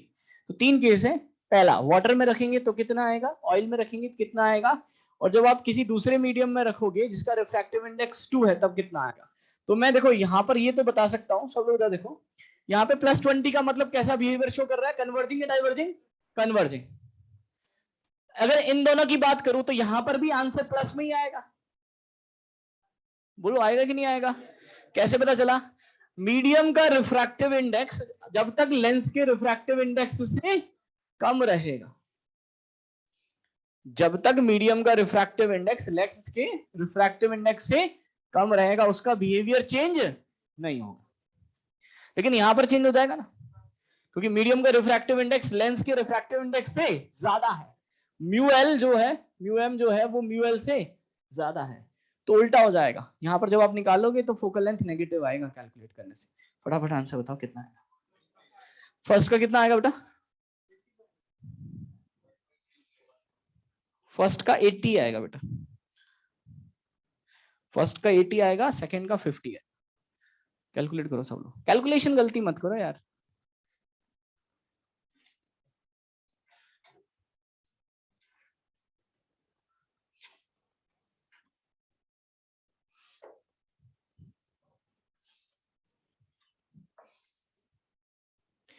देखो हमें रेडियस ऑफ कर्वेचर, अगर फर्स्ट का 80 है ना, अगर हमें रेडियस ऑफ कर्वेचर नहीं पता है तो हमें उसको लिख कैलकुलेट करने की भी जरूरत नहीं है। इसका मतलब वो कैंसिल आउट हो जाएगा। जैसे मैं पहले वाले केस के लिए अगर लिखता तो मैं ऐसे ही तो लिखता बेटा कि 1/f is equals to mu L by mu m कितना 1 माइनस 1/r1 माइनस 1/r2। ये लिखता ना मैं, जब मैं एयर में रखता इसको। सही है। और अगर मान लो मैं पहले दूसरे मीडियम की बात कर रहा हूं, तो किसी भी दूसरे मीडियम में रखता, सपोज अगर मैं यहां पर रखता इन एनी अदर मीडियम, तो ये कितना बनता बोलो, mu L by mu m -1। ये कितना आता 1/r1 माइनस 1/r2। सबको समझ में आ रही है बात, है ना। अगर मैं एयर में रखता तो म्यू एम कितना हो जाता 1, और अगर मैं किसी भी दूसरे मीडियम में रखता तो म्यू एम की जगह म्यू एम ही आता। बस दोनों को डिवाइड कर दो। अगर आप दोनों को डिवाइड करोगे तो ये वाली टर्म तो आपस में क्या हो जाएगी, कैंसिल आउट। तो आपके पास आएगा, यहां से डिवाइड करोगे, the focal length in any medium upon focal length in air आएगा, इज इक्वल टू ये कितना बनेगा, म्यू एल -1 अपॉन, बिल्कुल सेकंड का आएगा 50। बस ये आंसर आ गया। तो focal length in any medium is equal to mu l -1 upon mu L by mu m -1 into F in air.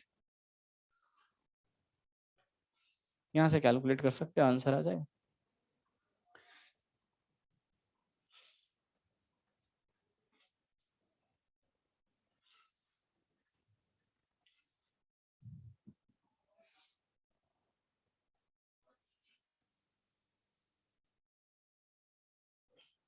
जैसे फर्स्ट केस की बात करते हैं, तो फर्स्ट केस में मीडियम कितना था 1.33।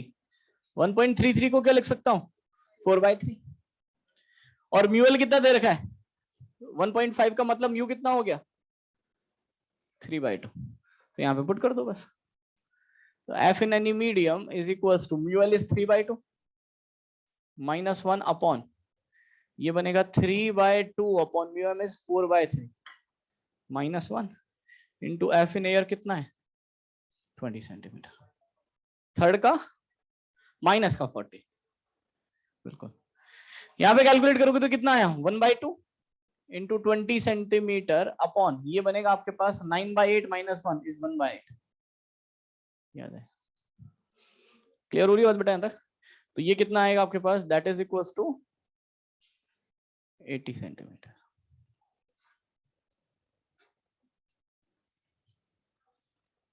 सेकंड के लिए कैलकुलेट करो। सबको समझ में आ रहा है पक्का? चलो सेकंड केस की बात करें तो कुछ भी नहीं करना, तो वैल्यू पुट करते चलो। अगर मैं दूसरे केस की बात करूंगा तो focal length in any medium is equal to mu L कितना फटाफट बोलते चलो, this is 3/2 minus 1 upon mu L कितना हो गया 3/2 डिवाइडेड बाय म्यूएम, मीडियम का कितना है 1.25, इसको मैं 125/100 बोल सकता हूं, दिस इज 5/4 इंटू 20, ये आंसर आ जाएगा। तो यहां से कैलकुलेट करने से कितना आ रहा है बेटा ये प्लस का 50 सेंटीमीटर। और अगर मैं थर्ड केस की बात करूंगा तो थर्ड केस में कितना बनेगा, this is equals to 3/2 minus 1 upon mu L हो गया 3/2 और म्यूएम हो गया 2 माइनस 1 इंटू 20 सेंटीमीटर, ये आएगा कितना आ रहा है माइनस का 40 सेंटीमीटर। क्लियर है? तो बात ध्यान से सुनो, जो लेंस एयर में रखने पर कैसा था कन्वर्जिंग, वो इस मीडियम में रखने पर कैसा हो गया डाइवर्जिंग, क्योंकि इसकी इसमें फोकल लेंथ इसकी कैसी आ रही है नेगेटिव आ रही है। सबको बात आ रही है बेटा समझ में? तो हम बोल सकते हैं लेंस के केस में जो फोकल लेंथ होती है, पहली चीज वो ऐसा नहीं है किसी भी लेंस की फोकल लेंथ कांस्टेंट होती है, वो डिपेंड करती है कि आपने उसको किस मीडियम में रखा है।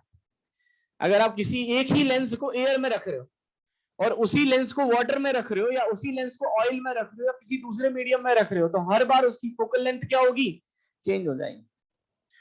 क्लियर है? वो डिपेंड करेगा कि जो सराउंडिंग का मीडियम है उसकी रिफ्रैक्टिव इंडेक्स कितना है। सबको मेरी बात बढ़िया से समझ में आ रही है? इसको नोट करो और उसके बाद नेक्स्ट पॉइंट पर आते हैं। ये था ना, ये था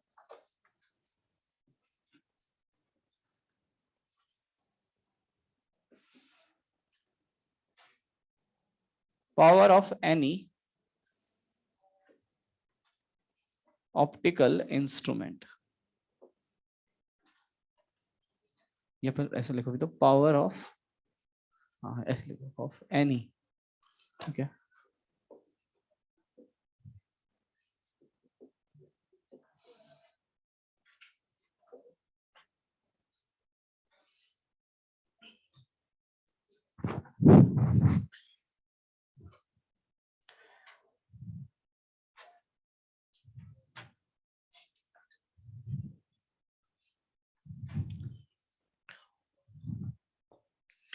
यहाँ तक सबको क्लियर है बेटा, है ना? तो एक बार फटाफट समराइज कर देता हूँ। हमने स्टार्टिंग की लेंस की, लेंस के लिए सबसे पहले मैंने आपको बताया कि जनरली 4-5 तरह के लेंस होते हैं, आपको पहचानना समझ में आ गया। जिसका रेडियस ऑफ कर्वेचर बड़ा होता है उसका नाम पहले रखा जाता है, जिसका रेडियस ऑफ कर्वेचर छोटा होता है उसका नाम बाद में रखा जाता है। क्लियर है? By convex, by concave, equi convex, equi concave, plano convex, plano concave, concavo convex और कॉन्वेक्सो कॉन्केव। अगर हम बात कर रहे हैं लेंस मेकर फॉर्मूले की, तो that is 1/v minus 1/u is equals to 1/f। ये जो फॉर्मूला है ये सिर्फ पैराएक्सियल रेज के लिए वैलिड है। अब आप बोलोगे सर आपने यहाँ पे तो कोई स्मॉल एंगल अप्रोक्सीमेशन नहीं लिया, लिया है। जब आप रिफ्रैक्शन का फॉर्मूला लगाते हो ना, μ2/v minus μ1/u is equals to μ2 minus μ1/r, तो ये जो फॉर्मूला है, इस फॉर्मूले को जब हम डिराइव करेंगे तो इसमें स्मॉल एंगल अप्रोक्सीमेशन का यूज होता है। तो आपसे कोई बोले क्या ये मार्जिनल रेज के लिए वैलिड है, तो आंसर आएगा नहीं, ये सिर्फ किसके लिए वैलिड है, पैराएक्सियल के लिए। क्लियर है? फिर हमने बात की कि लेंस के केस में कभी भी इमेज अगर ये लेंस है और इसी साइड बन गई तो वो हमेशा कैसी होगी, वर्चुअल। और अगर सामने बन रही है तो रियल। कॉम्बिनेशन बिल्कुल वैसा ही होगा जो हमने हमेशा पढ़ा कि रियल रियल हमेशा इन्वर्टेड होता है, वर्चुअल वर्चुअल हमेशा इन्वर्टेड होता है, और real virtual erect, virtual real erect. सबको क्लियर हो रही है बात बेटा यहां तक? अब आते हैं पावर पे। सब लोग इधर देखो, जैसे बचपन में हमने बचपन से पढ़ता है ना, हम लोगों ने पढ़ा होगा कि यार मिरर के लिए जो पावर होता है वो माइनस का 1/f होता है। कभी सुनाओ? नहीं भी सुना तो मैं बता देता हूँ। ऐसा लिखा रहता है एनसीईआरटी में या 9th-10th में पढ़ते हैं कि power of mirror is minus का 1/f, power of lens plus का 1/f। तो ये कहां से पैदा कर दिए भाई? हमें कैसे पता कब माइनस लगाना है कब प्लस लगाना है? तो ये आधा अधूरा फॉर्मूला। पावर को हम ऐसे डिफाइन करते ही नहीं। ये फॉर्मूला गलत है। गलत क्यों? क्योंकि ये एक पर्टिकुलर कंडीशन है। ये एक पर्टिकुलर कंडीशन है। मतलब क्या होता है कंडीशन का? जैसे मैंने आपको पहले भी एग्जांपल दिया, F = ma, Newton second law नहीं है। क्लियर है? क्योंकि ये उसका एक रिजल्ट है। न्यूटन सेकंड लॉ होता है net external force is equals to dp/dt, the rate of change of linear momentum with respect to time if mass is constant।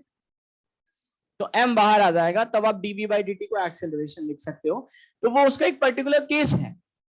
इसी तरह से जब आप लिखते हो ना कि power is equals to 1/f या power is equals to minus का 1/f, ये पर्टिकुलर रिजल्ट है, ये हर जगह वैलिड नहीं है। तो हर जगह वैलिड कैसे है, क्या है?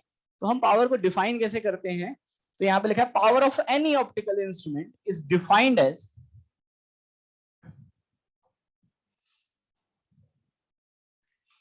Mu final minus mu initial divided by are.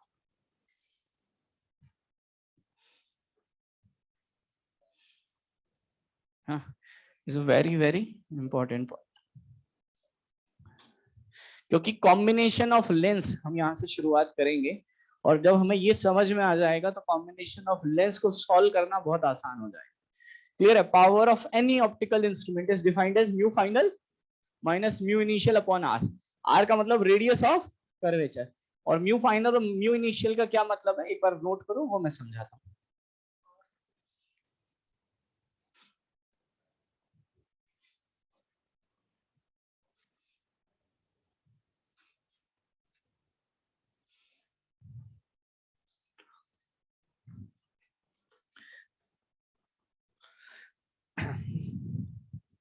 अच्छा, आप ऐसे सोचो, आप मार्केट से जैसे मान लो किसी, जैसे आपने कहीं के चश्मा लग रहा होगा, है ना? जैसे आंखें खराब हो जाती है तो हम चश्मा लगा लेते हैं। तो ये बताओ कि चश्मे का जो ग्लास है उसको ऐसे घुमाने करने से उसकी पावर चेंज हो जाती है क्या? नहीं होती। ऑब्वियस सी बात है, ऐसे चेंज हो जाती है, ऐसे घुमा के चेंज दूसरे को दे देते किराए पे, है ना? लेकिन ऐसा नहीं होता कि अगर आप उसका ओरिएंटेशन चेंज करो, लेंस का ओरिएंटेशन चेंज करने से उसकी पावर चेंज नहीं होती। जो पास का चश्मा है वो पास का ही रहेगा, और जो दूर का है वो दूर का ही रहेगा, वो चेंज नहीं होगा। मतलब क्या है मेरा कहने का, कि पावर किसी भी ऑप्टिकल इंस्ट्रूमेंट की इस पर डिपेंड नहीं करती कि लाइट कहां से इंसिडेंट करती है। क्लियर है? किसी भी ऑप्टिकल इंस्ट्रूमेंट की पावर किस पर डिपेंड नहीं करती कि लाइट कहां से इंसिडेंट कर रही। मतलब क्या है सर, समझ नहीं आ रहा? जैसे मान लो ये एक रिफ्रैक्टिंग सरफेस है, इसका रेडियस ऑफ कर्वेचर कितना है? r।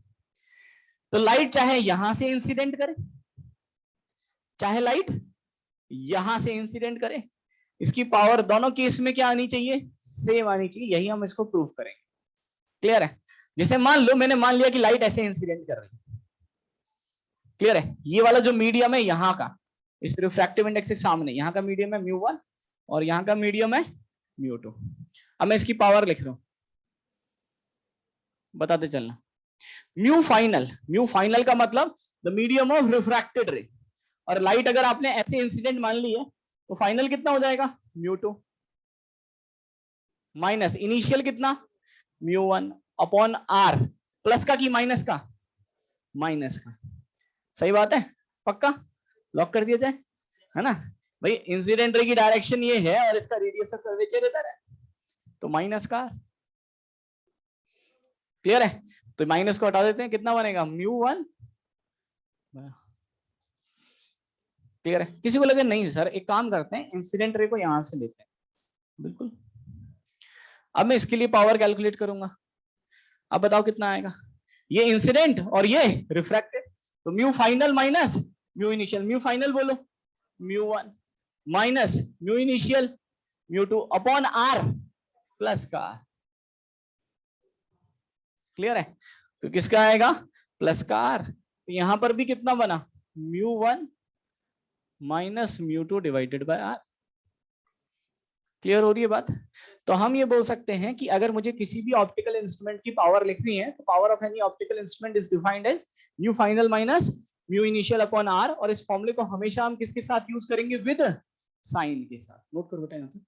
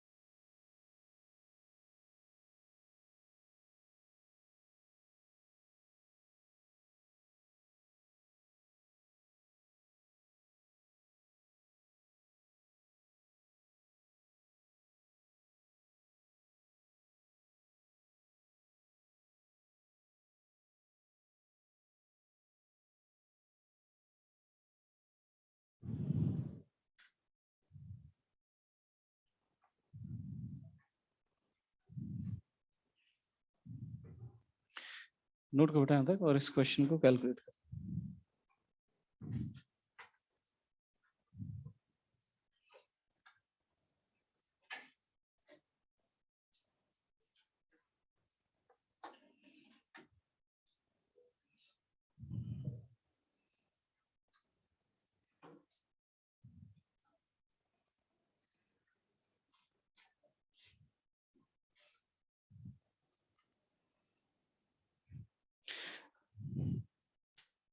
आपको कैलकुलेट करना है, find out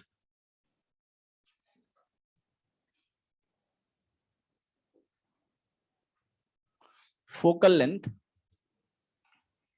in given case.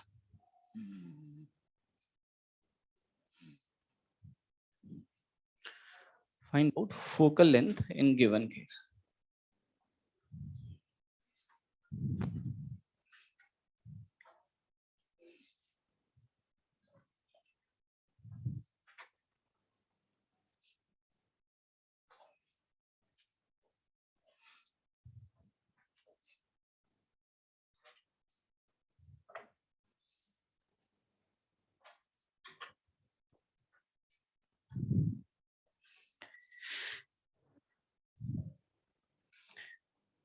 चलो बात ध्यान से सुनना, ये सबको समझ में आया? ठीक है ना? अगर हम बात करें तो ये जेई एडवांस 2003 का क्वेश्चन है। ठीक है, अब इस तरह के क्वेश्चंस को हम कैसे सॉल्व करेंगे, पहले इसको थोड़ा सा समझते हैं और इस फॉर्मूले का यूज क्या है। ठीक है, अगर मान लो आपको एक लेंस दे रखा है, एक सिंगल लेंस, क्या आप उसकी फोकल लेंथ निकाल सकते हो? क्या निकाल सकते हो ना? कितना आएगा? Mu L by mu m minus one upon r one minus one upon r two. आसान। लेकिन अगर आपको कंबाइंड करके दे रखा है, फॉर एग्जांपल इधर देखो पहले, जैसे मान लो कि ये आपको दे रखा है, सपोज ये कॉम्बिनेशन दे रखा है, मुझे दे दिया कि इसका रिफ्रैक्टिव इंडेक्स है म्यू वन, इसका रिफ्रैक्टिव इंडेक्स है म्यू टू। क्लियर है? और सबका रेडियस ऑफ कर्वेचर अलग अलग ले लेता हूं, सपोज ये R1 है, ये R2 है और ये R3। क्लियर है? और इस पूरे लेंस को मैंने कहां में रख दिया? एयर। इसका इंपॉर्टेंस क्या है? मैंने आपको सबसे पहले बताया था कि जो किसी भी लेंस होता है उसकी फोकल लेंथ कांस्टेंट नहीं होती, वो इस पे डिपेंड करती है कि आप उसको किस मीडियम में रखते हो। सही बात है? तो मैंने इसको किस में रखा? एयर में। अगर मैं आपसे बोलूं कि बताओ यार इसकी इफेक्टिव फोकल लेंथ क्या होगी, तो इफेक्टिव फोकल लेंथ का मतलब क्या है कि यहां से अगर पैरेलल बीम ऑफ लाइट आएगा तो इन तीनों से रिफ्रैक्शन के बाद ये जिस पॉइंट पर फाइनली कन्वर्ज करेगा या फाइनली डाइवर्ज करता तो इस पॉइंट पर मिलता, और फाइनली कन्वर्ज करता तो इस पॉइंट पर मिलता। तो इसी लेंथ को मैं क्या बोलूंगा, इसकी इफेक्टिव फोकल लेंथ। सही है, मुझे नहीं पता यार कन्वर्ज कर रहा है या डाइवर्ज, मैंने तो एक ऐसी रफ डायग्राम बना दी। क्लियर है कि finally parallel beam of light है, अगर यहां पे जाके कन्वर्ज कर जाएंगे तो ये वाली जो लेंथ होगी वो क्या कहलाएगी, इसकी इफेक्टिव फोकल लेंथ। अब वो मैं कैसे निकालूंगा, इस तरह के केस में हम क्या कर सकते हैं, अगर मैं इसको हटा के एक सिंगल लेंस से रिप्लेस कर देता तो आपके लिए चीजें आसान हो जाती। क्लियर है, आसान हो जाती ना, फिर तो बिल्कुल सिंपल सा क्वेश्चन हो जाता। तो हम इसको कैसे सॉल्व करेंगे, हम इस केस में इसकी इफेक्टिव पावर निकालेंगे सबसे पहले, और इफेक्टिव पावर कैसे निकालेंगे, इस फॉर्मूले से।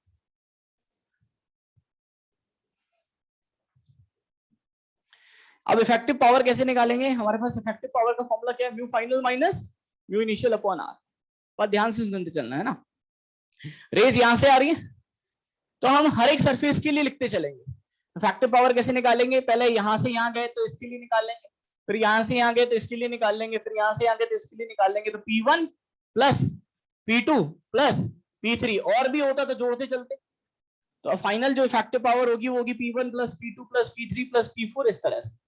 तो यहां से स्टार्ट करते हैं सब लोग, इधर देखो, पहले इसकी बात करें तो पहले इस सरफेस की बात कर रहे हैं, तो कौन सा फॉर्मूला लगेगा, mu final minus mu initial upon r. यहां से लाइट इधर गई तो ये फाइनल और ये इनिशियल, बताओ कितना लिखूं, μ1 -1 अपॉन आर, कौन सा, R1, प्लस का की माइनस का, प्लस का की माइनस का, प्लस का।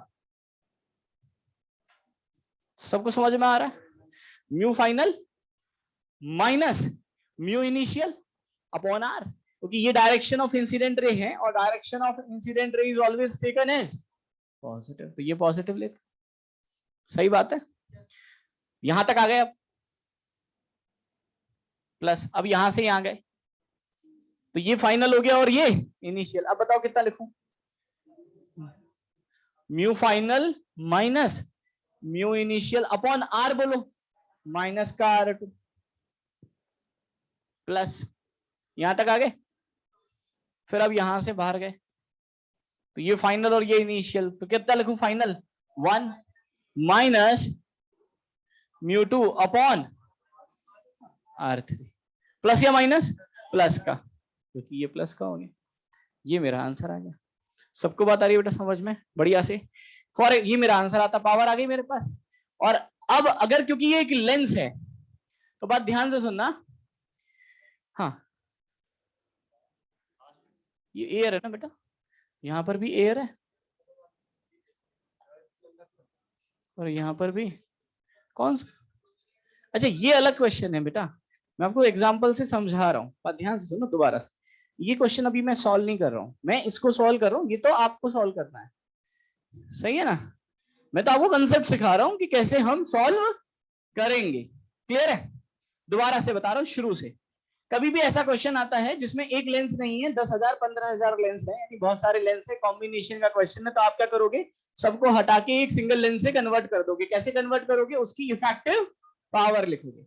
इफेक्टिव पावर कैसे लिखोगे, by the power formula. Power formula क्या है, mu final minus mu initial upon are.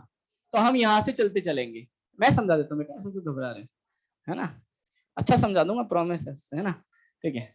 हाँ यहां पर चलते हैं, तो यहां से यहां पर आए तो सबसे पहले क्या लिखोगे, म्यू फाइनल, म्यू फाइनल कितना बोलो जल्दी, μ1 minus mu initial 1 upon R, plus का या माइनस का, प्लस का, तो μ1 माइनस 1 डिवाइडेड बाय R1। फिर यहां से यहां गए तो mu final is μ2 minus mu initial is μ1 upon are, R कितना, माइनस का R2। फिर यहां से यहां तक आ गए, फिर ये फाइनल और ये इनिशियल, तो mu final is 1 minus mu initial is μ2 divided by कितना हो गया, R3। ये आ गया मेरे पास, ये मेरे पास इफेक्टिव पावर आ गई। अब अगर मैं इसको लेंस से रिप्लेस करूंगा, मैं चाहता हूं कि इसको हटा के मुझे एक लेंस से रिप्लेस करना है, तो मैं लेंस की एक खासियत होती है कि लेंस में अगर फोकल लेंथ पॉजिटिव है तो वो कन्वर्जिंग नेचर को शो करता है या डाइवर्जिंग को, कन्वर्जिंग को। यानी इसका मतलब उसकी पावर भी कैसी होनी चाहिए, पॉजिटिव। इसीलिए हम P is equal to 1/f से रिप्लेस करते, माइनस साइन नहीं लगाते। लेकिन मिरर में उल्टा होता है। मिरर में देखो कॉनकेव जो मिरर होता है, कॉनकेव मिरर की फोकल लेंथ कैसी होती है, नेगेटिव, लेकिन ये कन्वर्जिंग नेचर का होता है। क्लियर है? ये कैसे नेचर का होता है, कन्वर्जिंग नेचर का होता है। तो focal length negative, converging nature का मतलब पावर कैसी, पॉजिटिव, फोकल लेंथ कैसी, नेगेटिव, कन्वर्जिंग नेचर का मतलब पावर कैसी, पॉजिटिव। और अगर मुझे दोनों को इक्वेट करना है तो क्या मैं प्लस के 2 को माइनस के 2 के बराबर कर सकता हूं क्या, नहीं। तो मुझे एक एडिशनल कैसा साइन लगाना पड़ेगा, माइनस लगाना पड़ेगा। तो मैं लिख सकता हूं कि इन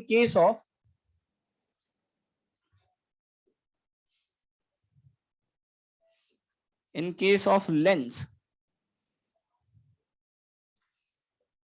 पावर को किससे रिप्लेस कर दोगे, 1/f से। यहां पे मैंने माइनस क्यों नहीं लगाया, क्योंकि पॉजिटिव पावर का मतलब कैसा बिहेवियर होता है, कन्वर्जिंग, और नेगेटिव पावर का मतलब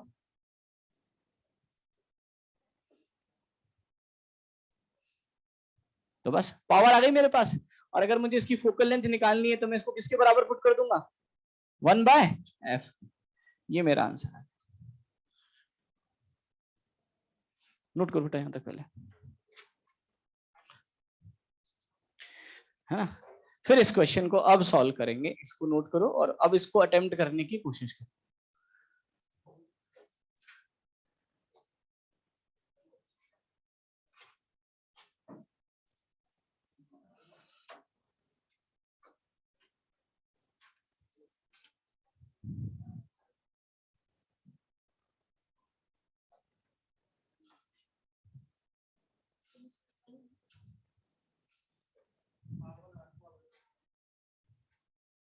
इस केस में अच्छा रेडियस और कर्वेचर सेम है बेटा,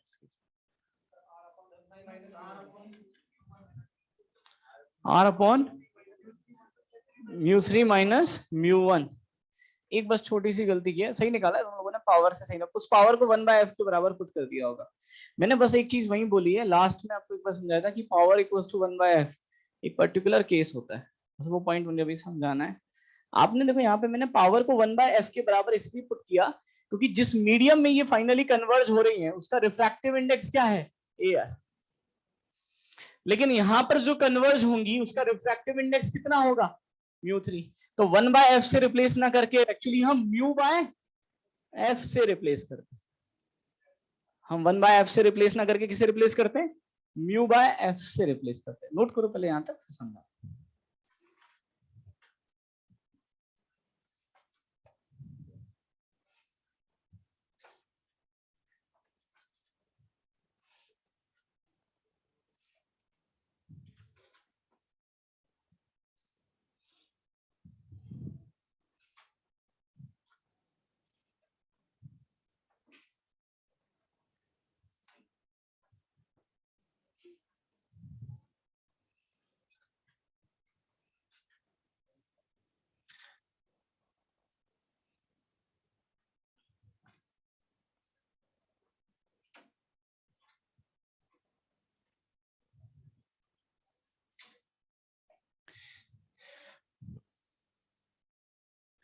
है ना। आप तो फोकल लेंथ तो मैं निकाल दूंगा, आप तो बस पावर निकाल दो, है ना, उसी में मेरा जीवन सफल हो जाएगा, है ना। तो बस पावर कैलकुलेट कर दो, जितना सिखाया ना उतना बता दो बस। और पावर बिल्कुल सही निकाला तुम लोगों ने, म्यू R1 R2 सेम है, μ3 माइनस μ1 अपॉन R। बढ़िया।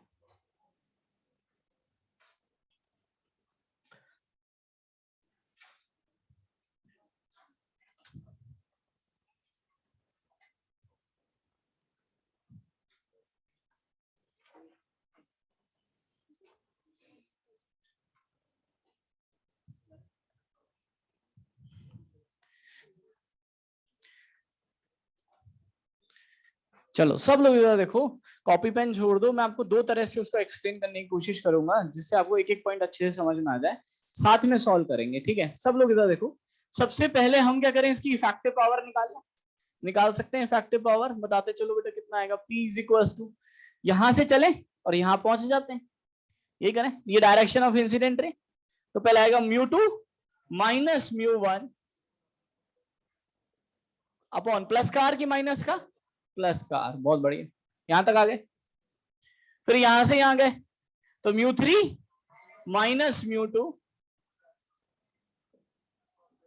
अपॉन प्लस का आर, सही है, दोनों का रेडियस कर्वेचर सेम है। तो जब मैंने ऐसे लिखा तो ये वाली टर्म कैंसिल आउट हो गई, तो आपके पास बचा कितना बेटा, μ3 माइनस μ1 अपॉन आर, ये बच गया मेरे पास, इफेक्टिव पावर बन गई।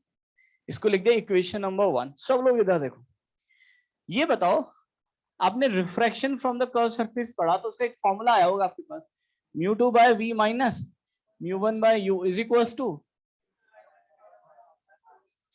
बात ध्यान से सुनना, ये टर्म कहीं देखी देखी लग रही है, ये क्या है, ये पावर है, ये है क्या, पावर ही तो है, mu final minus mu initial upon are. तो refraction from the curve surface की फॉर्मूले को थोड़ा सा मॉडिफाई कर देते, तो हमारे पास वो फॉर्मूला कितना बनेगा, μ2 by v minus μ1 by u is equals to power, is equals to power. सबको मेरी बात बढ़िया से समझ में आ रही है? मैं क्या बोलना चाह रहा हूं कि ये आपने जो पढ़ा था ना, तो एक्चुअली ये वाली जो टर्म है वो किसको डिनोट करती है, पावर। ठीक है, क्लियर हो रही है बात? तो बोले बात ध्यान से सुनना, इसका मतलब है क्या, हम क्या कर सकते हैं, ये जो हमने कॉम्बिनेशन लिखा इसकी मैंने पावर निकाल ली। पावर का मतलब होता है इसकी क्षमता, टेंडेंसी, कि रेस को कितना कन्वर्ज या डाइवर्ज कर सकता है। और अगर मेरे पास ये पता चल गया कि इसकी पावर कितनी है, तो अब तो मेरी मर्जी चलेगी, मैं चाहूं तो एक इसको रिफ्रैक्टिव सरफेस से, कर्व सरफेस से रिप्लेस कर दूं, मैं चाहूं तो इसको एक लेंस से रिप्लेस कर दूं। क्लियर है? बस मुझे एक ही चीज ध्यान रखनी है, चाहे मैं इसको एक कर्व सरफेस से रिप्लेस करूं, चाहे मैं इसको एक लेंस से रिप्लेस करूं, तो उसकी पावर उतनी ही हो जितनी इसकी पावर। तो अगर मैं इस पूरे सिस्टम को हटा के किससे रिप्लेस करता, एक कर्व सरफेस से, इस पूरे सिस्टम को हटाया, हटा दिया, किससे रिप्लेस कर दिया, एक कर्व सरफेस से। इस कर्व सरफेस के इस साइड कौन सा मीडियम था, μ3, इस साइड कितना मीडियम था, μ1। लाइट रेस कैसी आ रही थी, पैरेलल, जिस पॉइंट पे जाके कन्वर्ज होंगी वही क्या कहलाएगा, इसका फोकल लेंथ। अब मैं इस फॉर्मूले में लिख रख रहा हूं, μ2 क्या था, μ2 is a medium of refracted ray, यही होता है इसमें। तो μ2 की जगह कितना आएगा, μ3 बाय v की जगह कितना आ गया, f आ गया, माइनस μ1 बताओ, μ1 तो μ1 ही है, बाय u बोलो, infinite, is equal to power, और पावर कैलकुलेट कर चुके हो।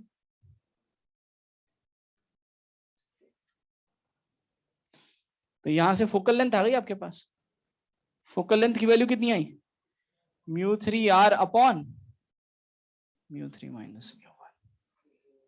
नोट करो पहले, आराम से पचाओ चीज को बढ़िया से। हाँ बिल्कुल, एक क्या 4 बार बताऊंगा।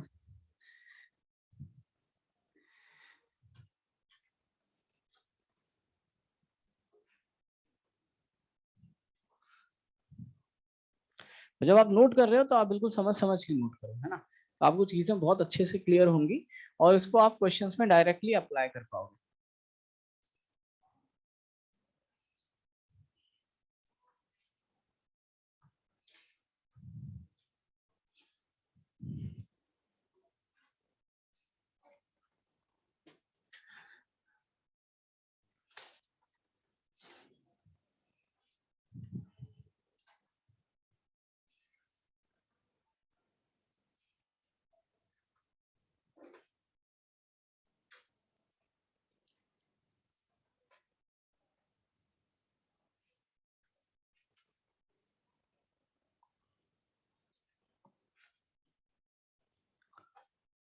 सबको मेरी बात यहाँ तक क्लियर है?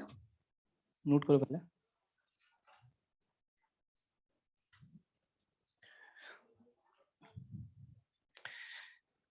सब लोग इधर देखो अब, है ना, फिर नोट करेंगे थोड़ी देर बाद। स्टार्टिंग से समझाता हूँ। मैंने बात की, एक टॉपिक स्टार्ट किया पावर, ठीक है। मैंने बोला कि यार पावर के अलग अलग फॉर्मूले, एक काम करते हैं, जनरली पावर होता क्या पहले उसको समझने की कोशिश करते हैं। तो जब हम पावर को डिफाइन करते हैं तो पावर का फॉर्मूला होता है mu final minus mu initial upon r. किसी भी ऑप्टिकल इंस्ट्रूमेंट की पावर हम इससे कैलकुलेट कर सकते हैं, चाहे वो एक सिंगल ऑप्टिकल इंस्ट्रूमेंट हो, चाहे वो एक मिरर हो, चाहे वो बहुत सारे लेंसेज का कॉम्बिनेशन हो, चाहे वो लेंस और मिरर का कॉम्बिनेशन। हम ऐसे भी क्वेश्चन करेंगे जिसमें हम एक लेंस के साथ एक मिरर को चिपका देंगे, ठीक है। तो इस वाले फॉर्मूले से हम हर तरह के क्वेश्चन को सॉल्व कर सकते हैं। तो फाइनली हमारे पास इफेक्टिव पावर का तरीका आ गया। फिर हमने बोला कि अगर मान लो कॉम्बिनेशन ऑफ लेंसेज आपको दे रखा है, उसकी इफेक्टिव आपको फोकल लेंथ निकालनी है, तो हम क्या करेंगे, पहले इफेक्टिव पावर निकाल लेंगे। इफेक्टिव पावर का मतलब क्या है, हम क्या कर सकते हैं, इस पूरे सिस्टम की पावर यानी कन्वर्ज या डाइवर्ज करने की क्षमता निकाल सकते हैं, और फिर अपनी मर्जी के हिसाब से आइदर इसको लेंस से या रिफ्रैक्टिव सरफेस से क्या कर सकते हैं, रिप्लेस। अब दिमाग में सबसे पहला डाउट आता है कि सर आपको कैसे पता कि यहाँ पर ये रिफ्रैक्टिंग सरफेस से ही रिप्लेस करना है, आपने यहाँ पर लेंस से क्यों नहीं रिप्लेस किया? क्योंकि लेंस से रिप्लेस करने का फायदा तभी है जब दोनों तरफ मीडियम सेम हो, जब दोनों तरफ मीडियम सेम हो। क्लियर है? यहां पर क्योंकि दोनों तरफ मीडियम सेम नहीं है तो हम इसको लेंस से रिप्लेस नहीं करेंगे, हम किससे रिप्लेस करेंगे, एक रिफ्रैक्टिंग सरफेस से। क्लियर है? और इस रिफ्रैक्टिंग सरफेस का पावर उतना ही होगा जितना इस पूरे सिस्टम का पावर है, तो वो पावर हमने निकाल लिया।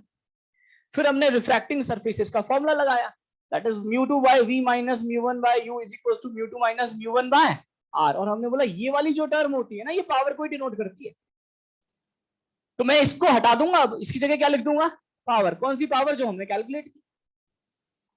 अब आते हैं म्यू टू क्या हो गया, मीडियम ऑफ रिफ्रैक्टेड रे, वो कौन सा है यहाँ पर, μ3 बाय एफ, μ2 बाय v है ना, v is location of image, image तो यहाँ पे फोकल लेंथ ही आ जाएगी, माइनस μ1 बाय यू, यू कितना हो गया, infinite, is equals to power, और पावर है कितना, μ3 माइनस μ1 अपॉन आर।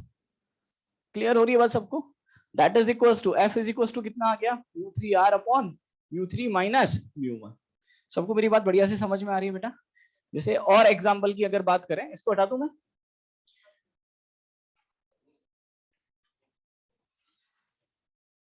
जैसे इधर देखो सब लोग,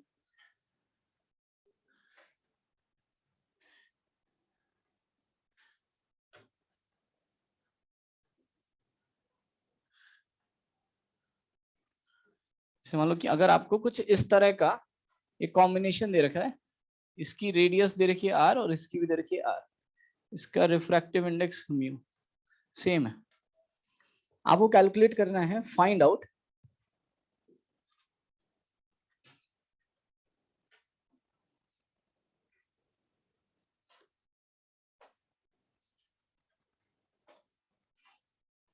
इफेक्टिव फोकल लेंथ।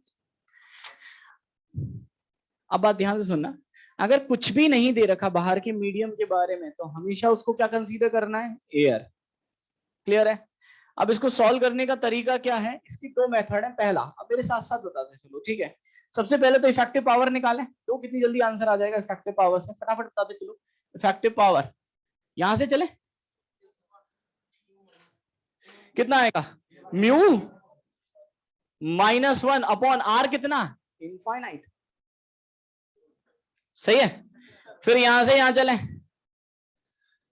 तो कितना बनेगा, μ2 माइनस μ1,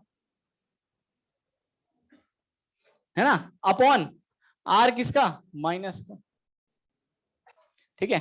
फिर यहां से यहां चले तो मैं क्या लिखूंगा, 1 minus mu divided bye plus का, याद आएगा? तो यहां से इफेक्टिव पावर आ गई आपके पास, 1 by mu divided by r. और अगर मैं इसको एक लेंस से, क्योंकि एक्चुअली एक तरह से लेंस का ही काम तो करेगा, ये कॉम्बिनेशन ऑफ लेंस है, चार लेंस को जोड़ दोगे वो लेंस ही तो रहेगा। और अगर ये एक लेंस की पावर है तो अगर मैं इसकी फोकल लेंथ निकालना चाहता हूँ, वो मैं किसको बराबर पुट कर दूंगा, 1/f। पिछले वाले केस में मैं 1/f के बराबर क्यों नहीं पुट कर सकता था, क्योंकि दोनों तरफ मीडियम सेम नहीं था, यहाँ पर है। तो that is equal to 1/f। तो इफेक्टिव फोकल लेंथ आ गया r अपॉन 1 माइनस, आ जाएगा, या फिर f is equal to minus का r अपॉन म्यू माइनस। इसका मतलब ये फाइनली किसकी तरह से काम करेगा, कन्वर्जिंग या डाइवर्जिंग, डाइवर्जिंग। तो ये एक डाइवर्जिंग लेंस है जिसकी फाइनली फोकल लेंथ आएगी माइनस का r अपॉन म्यू माइनस। सबको बात आ रही है बेटा समझ में? एक तरीका और है, ये तो इसका फर्स्ट मेथड हो गया। अब एक तरीके से और करते हैं, कई लोग क्या करते हैं, एक काम करते हैं सर कि ये सारे के सारे कॉम्बिनेशन करके आ रहे हैं, आइदर रेज को कन्वर्ज या डाइवर्ज। ठीक है, तो मैं इसको तोड़ देता हूं टुकड़ों में। एक्चुअली ये दो लेंस से मिलके बना हुआ है। एक तो कैसा लेंस है, प्लेनो कॉन्वेक्स प्लस, और ये लेंस कौन सा है, इक्वी कॉनकेव लेंस, यही है ना। तो एक काम करते हैं, इसकी पावर निकाल लेते हैं और इसकी पावर निकाल लेते हैं, आंसर आ जाएगा। तो मैं क्या लिखूंगा, net power is equal to P1 plus P2, ऐसे लिख सकता हूं। अगर इसकी पावर P1 है, क्या मैं P1 को 1/f1 लिख सकता हूं? क्या मैं P2 को 1/f2 लिख सकता हूं? क्या मैं P इफेक्टिव को या P नेट को 1/f नेट या F इफेक्टिव लिख सकते हैं? तो finally 1/f effective is equal to 1/f1 plus 1/f2। तो f1 अलग से कैलकुलेट कर लो, f2 अलग से कैलकुलेट कर लो, यहाँ पे पुट कर दो, आंसर आ जाएगा। कैलकुलेट करो एक बार फटाफट।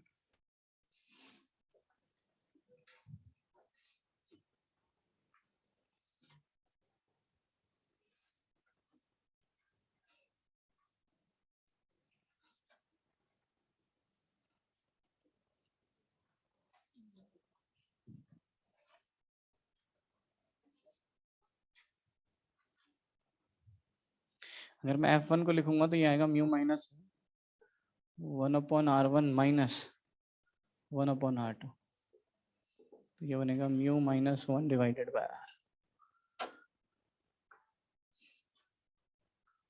और 1/f2 कैलकुलेट करोगे तो ये बनेगा म्यू माइनस 1 इंटू माइनस का 2/r 1/f इफेक्टिव।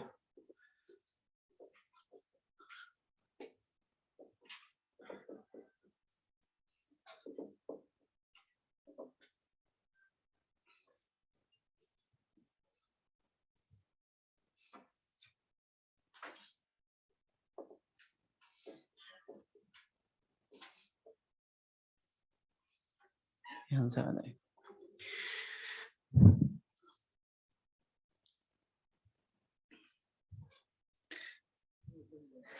सबको मेरी बात आ रही है बेटा समझ में? छपाई करोगे तो कुछ समझ में नहीं आएगा, ये ध्यान रखना है ना। एक बार खुद से थोड़ा सा एनालिसिस करोगे ना, तो ये वो क्वेश्चंस हैं जिसमें रे ऑप्टिक्स में सबसे ज्यादा स्टूडेंट को दिक्कत आती है, कॉम्बिनेशन में। क्लियर है? इसमें बहुत ज्यादा कंफ्यूजन रहता है। और जेई में जनरली आप देखोगे तो कॉम्बिनेशन से रिलेटेड ही, सिंगल लेंस देके तो क्वेश्चन नहीं पूछेगा, है ना। कॉम्बिनेशन के क्वेश्चंस ही पूछे जाते हैं। तो बहुत ही सिंपल सा तरीका है, देखो मैंने आपको दोनों मेथड से बता दिया, शुरू से समझाता हूँ, सब लोग इधर देखो फटाफट, 2 मिनट में रिवाइज करते चीज को। सबसे पहले मैंने इसकी इफेक्टिव पावर निकाली, इसमें किसी को डाउट? ठीक है, फाइनली इफेक्टिव पावर कितनी आ गई, 1 minus mu divided by r. मैंने इसको 1/f के बराबर अब पुट क्यों किया, क्योंकि ये कॉम्बिनेशन ऑफ लेंस है, तो ये एक लेंस की तरह से ही बिहेव करेगा, और अगर मैं इसको लेंस से ही रिप्रेजेंट करना चाहता हूं तो मैं इसको हटा के एक लेंस से रिप्लेस करूंगा, और लेंस की जो पावर और फोकल लेंथ में रिलेशन होता है वो होता है P is equal to 1/f, क्योंकि दोनों तरफ मीडियम सेम है। तो यहां से मेरे पास फोकल लेंथ आ गया, that is r f is equal to minus का r अपॉन म्यू माइनस 1। अब ये तो पहला मेथड हो गया। दूसरा तरीका, हम क्या कर सकते हैं, इसके टुकड़े भी कर सकते हैं। तो मैंने इसके 2 टुकड़े कर दिए, ये तो बन गया प्लेनो कॉन्वेक्स लेंस और ये बन गया इक्वी कॉनकेव लेंस। तो मैंने बोला अगर इसकी पावर P1 है, इसकी पावर P2 है, तो नेट पावर क्या होगा, P1 प्लस P2। क्या मैं नेट पावर को 1/f1 लिख सकते हैं, मतलब 1/f इफेक्टिव? क्या P1 को 1/f1 और P2 को 1/f2 लिख सकते हैं? ये आ गया। f1 कैसे कैलकुलेट करेंगे, 1/f1 होता है mu L by mu M into 1/r1 is 1 infinite minus 1/r2 कितना हुआ, माइनस का इनफाइनाइट, माइनस का r अभी निकाला ही था हम लोगों ने, ये डायरेक्शन ऑफ इंसिडेंट हो गया ना। तो इसके रेडियस ऑफ कर्वेचर की बात करोगे तो कैसा आएगा, नेगेटिव। सबको मेरी बात क्लियर हो रही है बेटा? तो ये कैलकुलेट करोगे तो ये आएगा म्यू माइनस 1/r, और ये था मेरे पास इक्वी कॉनकेव लेंस, इसकी फोकल लेंथ हमने अभी कैलकुलेट की थी, ये कितनी आई थी मेरे पास म्यू माइनस 1, ये आएगा माइनस का 2/r। तो ये मेरे पास आ गया 1/f1, ये आ गया 1/f2, तो 1/f effective is 1/f1 plus 1/f2। Clear हो रही है बात? पक्का? यहां से सॉल्व किया तो यही आंसर आ गया। क्लियर है यहां तक सबको? तो हम इस तरह से ब्रेक करके भी क्वेश्चन को सॉल्व कर सकते हैं। चलो भाई, बाकी फिर नेक्स्ट क्लास में करेंगे। अब 2 मिनट है ना योदा? हाँ, मैं वही पूछना चाह रहा हूँ कि होमवर्क में सर ने क्या क्या डिस्कस करा दिया, मैं बोलता जाऊंगा बताते चलना। रेस में 9 तक डिस्कस हो गया, ठीक है। उसके बाद शीट में O1 की स्टार्टिंग से बताओ कहां से कहां तक हो चुके हैं? 1 से 27 डिस्कस हो गए, उसके बाद नहीं हुए, और 27 से 2 ये होमवर्क दे रखा है लेकिन डिस्कस नहीं हुआ है, तो ये अभी डिस्कस करना है। और रेस 10 भी दे रखी है ना। अच्छा, रेस 9 की लास्ट के कितने क्वेश्चन बचे हुए? 5 बचे। तो हाँ, ये रेस 10 और ये रेस 9 के लास्ट के जो क्वेश्चन, ठीक है।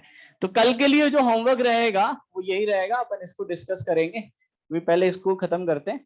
तो 27 से 42 ये O1 के क्वेश्चन है। रेस नंबर 10, रेस नंबर 9 की जो लास्ट के 5 क्वेश्चन बच गए थे, ठीक है। चलो भाई, बाकी फिर नेक्स्ट क्लास में देखें।